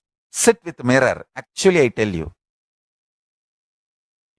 if you sit with mirror and chant Mahavagya and do completion, you will see me in the mirror. Then all your patterns are complete. Till you see me in the mirror, do completion with the mirror. Your form will disappear and my form will appear there. Till then, sit in front of mirror and do completion. Understand? This is the initiation I am giving to all of you. Sit in front of mirror. Pen down all these patterns and fears and everything. Intensely chant Mahavagya and see the mirror and start reliving this pattern. Start completing. You will see me appearing in the mirror and making you completely complete and making you manifest powerful cognitions and powers. Till I appear in the mirror, continue completion. And I tell you, I will really appear in the mirror and make you complete and make you manifest powers. When I say, I mean. Just sit in front of the mirror and declare simple integrity to me. Start chanting Mahavagya and remember this powerful cognition, today's cognition. Pen down all the incompletions, fears, anger, guilt, impossibility, patterns which tells you, no, you need to be dependent internally, externally, other than Paramashiva. Pen down all of that. Whatever patterns tells you, you need to be internally, externally dependent on something else other than Paramashiva. Pen down. Pen down. Sit in front of mirror and start completing all those patterns and incidents, root incidents, everything. Let all the incompletions melt down, be completely burnt away. You will see in your pure inner space and in the mirror me appearing.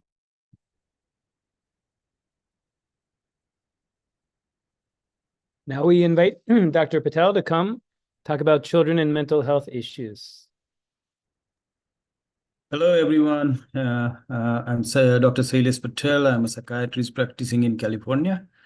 So as adult and women, children also have unique challenges for mental health. And we have the next slide. So I have here some of the fact sheets from World Health Organization. We'll quickly go over. 1 in 7, 10 to a 19-year-old experience mental disorders. And another alarming number is 13% of this is a global burden of disease in this age group. And suicide is the 4th leading cause of death among 15 to 29-year-olds. And 296 million people globally deaths were attributed to drug use. Can we have next slide? So here are some of the unique challenges for children, which includes physical, emotional, and social changes, adversity such as poverty, abuse, exposure to violence, pressure to conform with peers, exploration of identity, and so forth. So can we have next slide? So based on this alarming number, we know that conventional approach have not been enough to address all these challenges. To address these challenges, it is crucial to address it at an early age. And prevention is one of the key components. Supreme Pontiff of Hinduism, Bhagavan Sri Nityananda Paramasivam, had given solution of supplementing conventional education with Hindu education system, which is mind-body consciousness-based education system, which, and it can be sustainable development. Can we stay on the previous slide?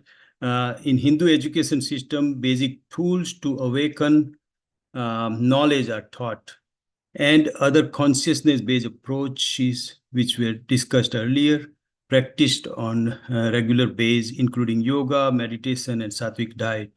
Swamiji had given details how this Hindu education system promotes freedom to explore and be creative, and not force children into strict curriculum, and nor evaluate them based on narrow rubrics.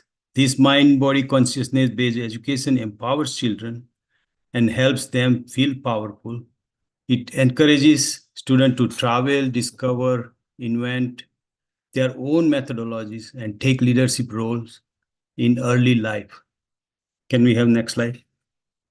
So in next few slides, I have summarized some of the case studies done on students at Nityananda Gurukul, where Hindu education system is integrated with conventional educational. Here is the result of whole brain activation studies for which Bender Gestalt test was performed. This test assesses visual motor skills, development, neurological functioning, and level of whole brain activation. This test is divided in 2 phases. First phase or copy phase, students are first asked to copy 12 images of various complexity. This copy phase reflects the student's visual motor intelligence and maturity. In second phase, recall phase, which is recall phase, students need to remember all the images of previously drawn without seeing them. The recall phase reflects students' visual recall intelligence. And the tests were performed on 75 students, and the results showed an average percentile rank of 95.75 for copy phase and 89.91 for recall phase. These high scores are indicative of above average results. So this is impressive numbers. On the next slide, we have numbers from Sloan IQ test, which is highly validated intelligent test, measures a variety of capabilities, including comprehension, arithmetic, and visual motor capabilities. And these results showed 50% of students with total English immersion fell into category of genius and very high superior intelligence, IQ score of 120 and above. So it shows very impressive numbers.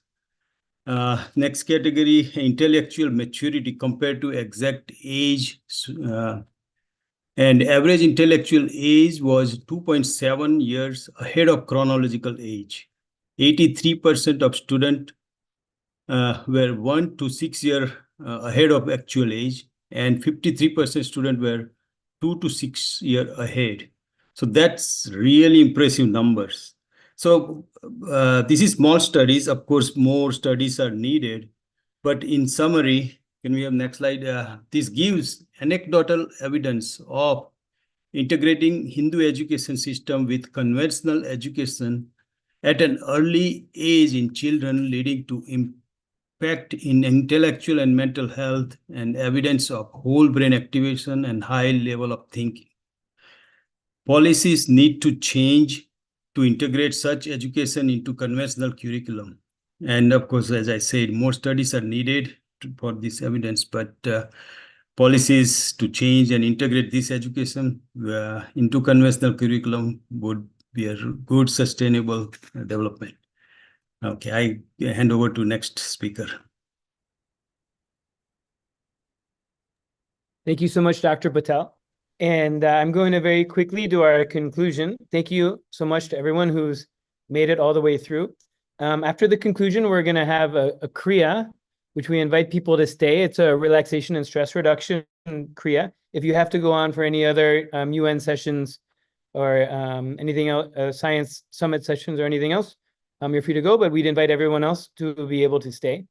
But just briefly, it's our conclusion that this mind-body model that we've been discussing and these lifestyle model we've been discussing for mental health treatment would help the UN achieve the Sustainable Development Goals. Really, many of their goals would be achieved by adopting this lifestyle. At NHU, the Nishananda Hindu University, we aspire to be a world's leader in the study of mental health, of enlightenment, and of superconsciousness. And we very sincerely and formally and informally invite anyone who's interested in researching this possibility, this phenomena that I think is available here in ways it's not been described otherwise. We invite you to collaborate with us to participate in research. Of course, we would appreciate funding. As you can see, there's been remarkable research findings, and all the research we've published has been very remarkable, very outside of the ordinary findings. And we're very sure the more research we do, the more we're going to find things like this. So anyone who wants to collaborate, we'd love to talk to you. My email and Peter Bloomfield, my email, and Sri Mukta Ananda, his email as well. They're both posted at the bottom.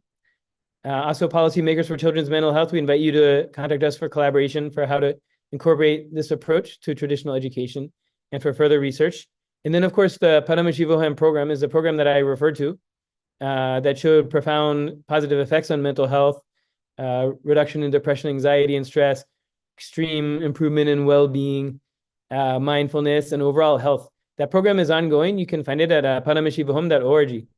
So we invite policymakers, we invite academicians and other politicians, anyone to contact us to see how we can bring this to the world to attain and achieve the UN Sustainable Development Goals and bring higher possibilities of mental health and overall life and potential to the global community.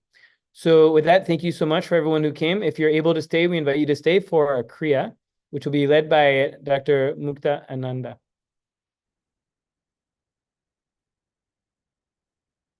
Shall I play the video, Mukta, or do you want to speak first? Yes. Play the, I think, like I said before, Kriya is a combination of yoga positions, yoga asanas, breathing techniques, and visualization. And Swamiji has shared 108 kriyas for a variety of diseases and disorders to alleviate, use in conjunction with other approaches. And this video will introduce the kriyas and what do they mean and why they are so powerful. And after that, I'll walk you through a very simple kriya for stress relief. But let's start with this one. Please play it. The science of kriyas. Blood flow, breathing air flow, thought flow. You have something called energy flow continuously happening in you. In this energy circulation, energy flow, if there is a disturbance in some part, for example liver, kidney or heart, intestine, at some part, if there is a disturbance in this energy circulation, that is when you start developing diseases and disorders and disturbances. Disease, disorders, disturbances expresses itself in different ways. The human body has 7 circuits: blood circuit, circulatory system, nerve circuit, the nervous system, prana circuit, the respiratory system, digestive circuit, excretory circuit, reproductive circuit, and energy circuit.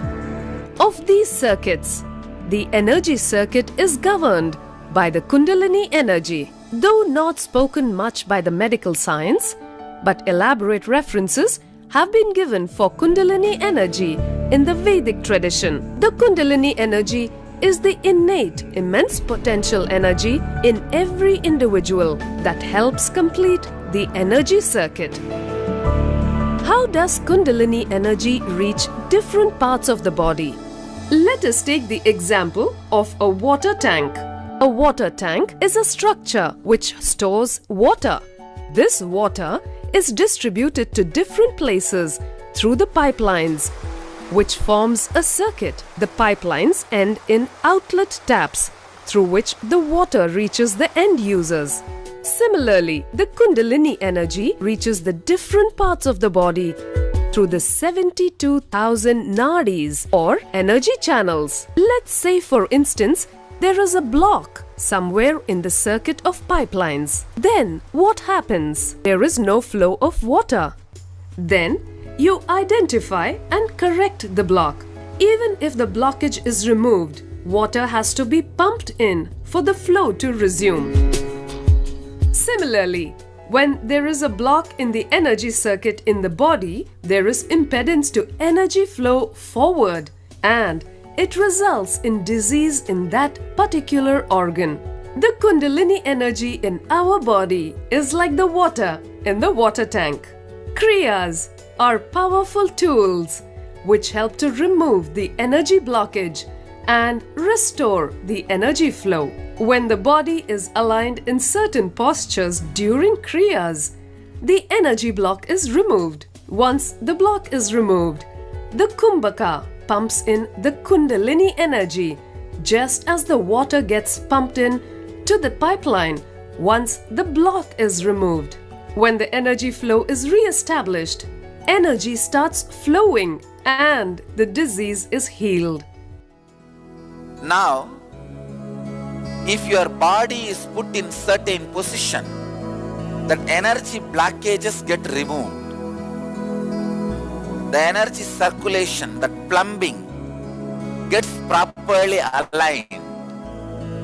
The wiring gets properly aligned. After that, the kumbhaka starts pumping the energy into that circuit.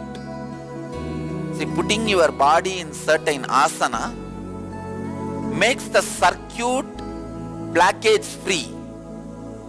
The circuit becomes perfect. But only through the kumbhaka, the energy gets pumped into the circuit. This is exactly the principle on which kriya works.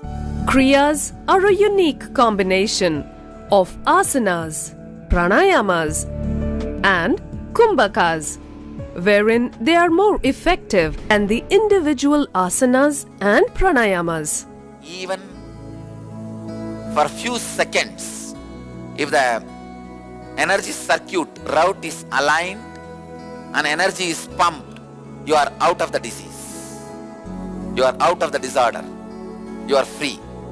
These kriyas are not just ordinary asana, ordinary yoga postures, ordinary kumbhaka, ordinary pranayama. It is like two different chemicals.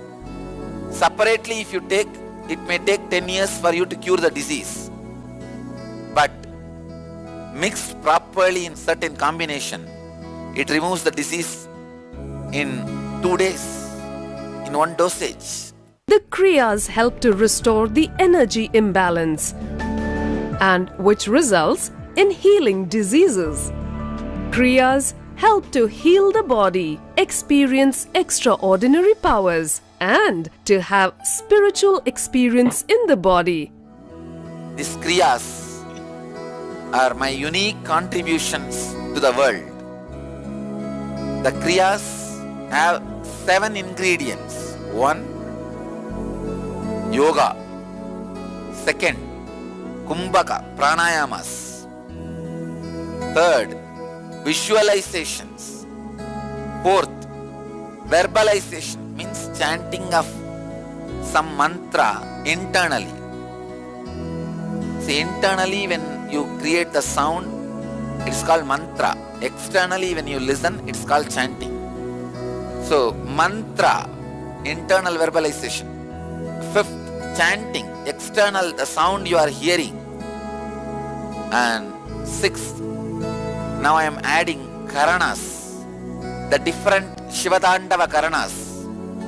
7th, I am adding the recent discoveries of modern day gymming and weightlifting. So all these 7 put together, I work on your body and mind, creating yogic body and Vedic mind. Power, stamina, flexibility, physique, energy. All the 5 put together is yogic body. I am using all the 7 ingredients to create yogic body for you.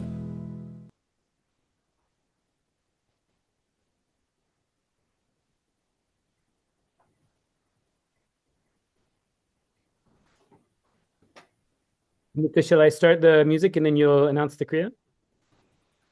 Yeah, I can just walk everybody through the kriya. It's actually, the kriya has 3 steps. It's a kriya for hypertension, which also relieves stress. Hypertension essentially is a high blood pressure, which happens because of stress, right? So this kriya has simple 3 steps. It actually builds on top of what we did before, right?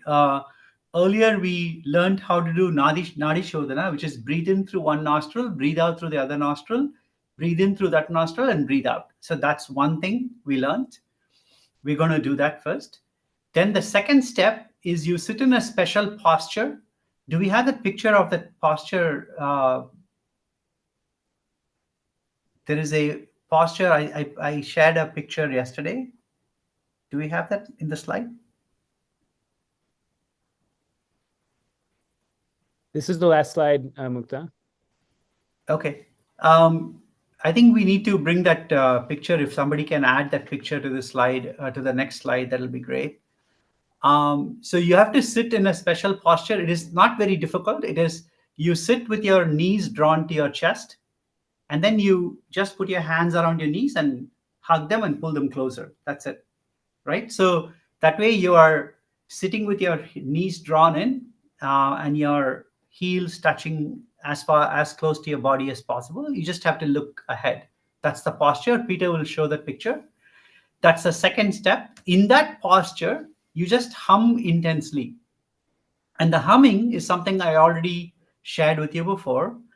And so the third step is lie down And in the bliss of the hum, the humming creates intense humming in your body. It creates an elevated feeling. Just lie down with that feeling and unclutch from everything. So I've taught you unclutching like before. We started off the session with it. I taught you that alternate nostril breathing, and I taught humming. Now we're just going to put them all together into one long kriya meditation. That's super simple. So let's get started. Peter, you can play the music.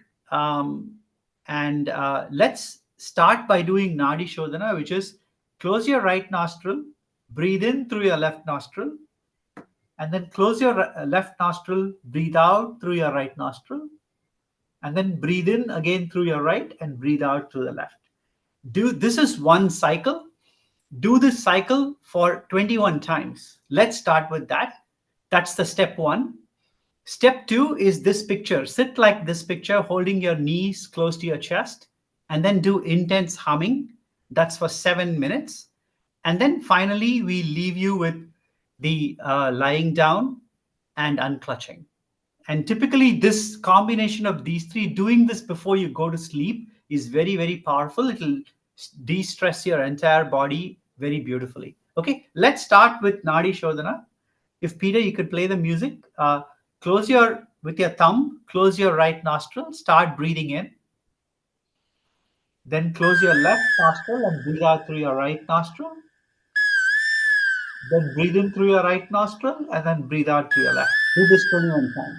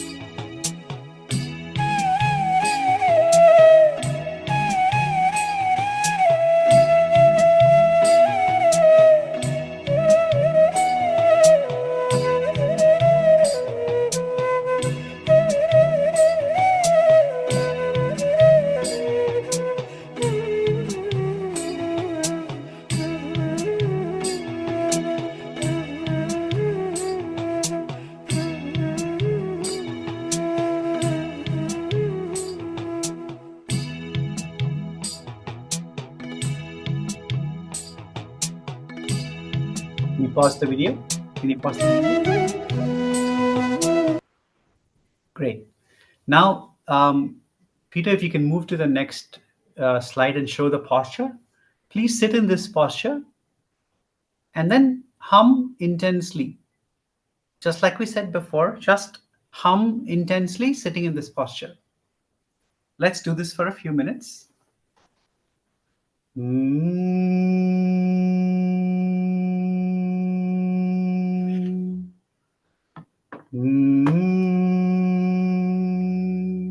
You can play the music to Peter.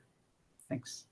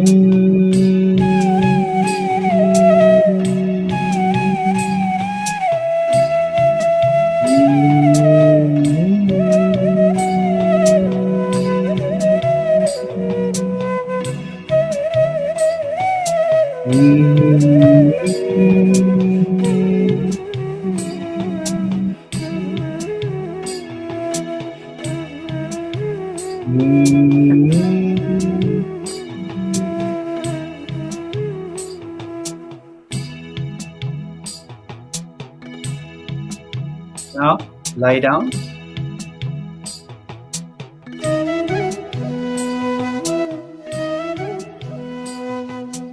With the intense, you will feel the intense humming, the coolness all over your body. Just lie down and untouched from all thoughts.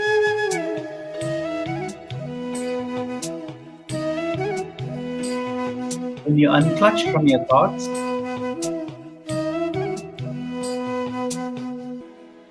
you will start focusing more on the music and the sound outside of you.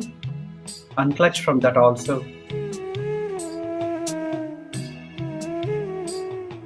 When you unclutch from that, you will start hearing your own body sound, breathing, heartbeat.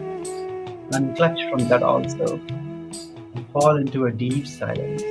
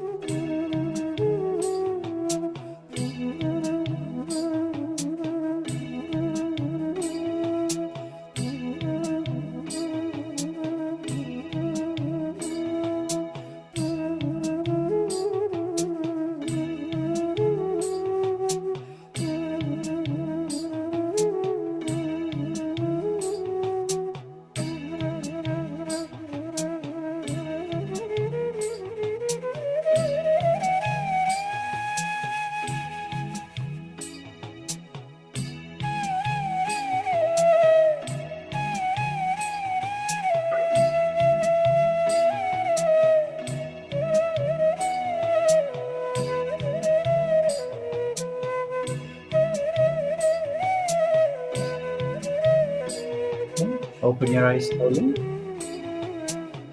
And pause the music, Peter.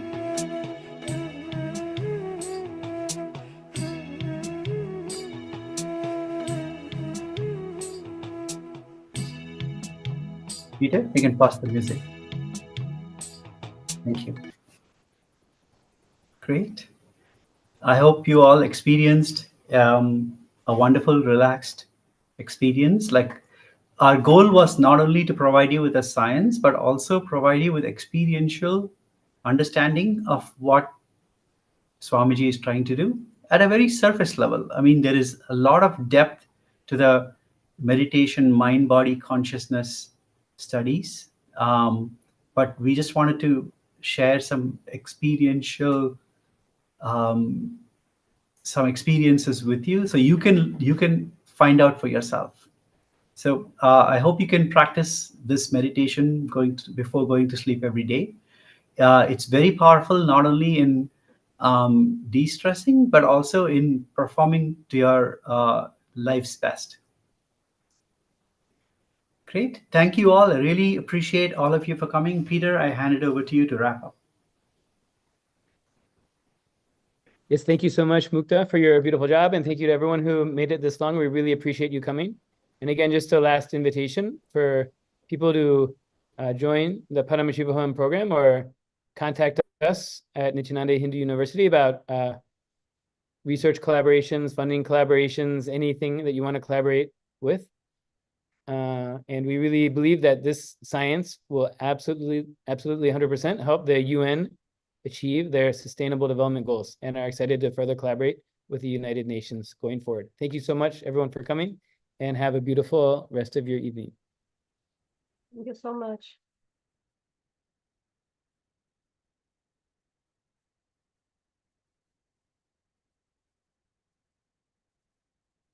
Recording stopped.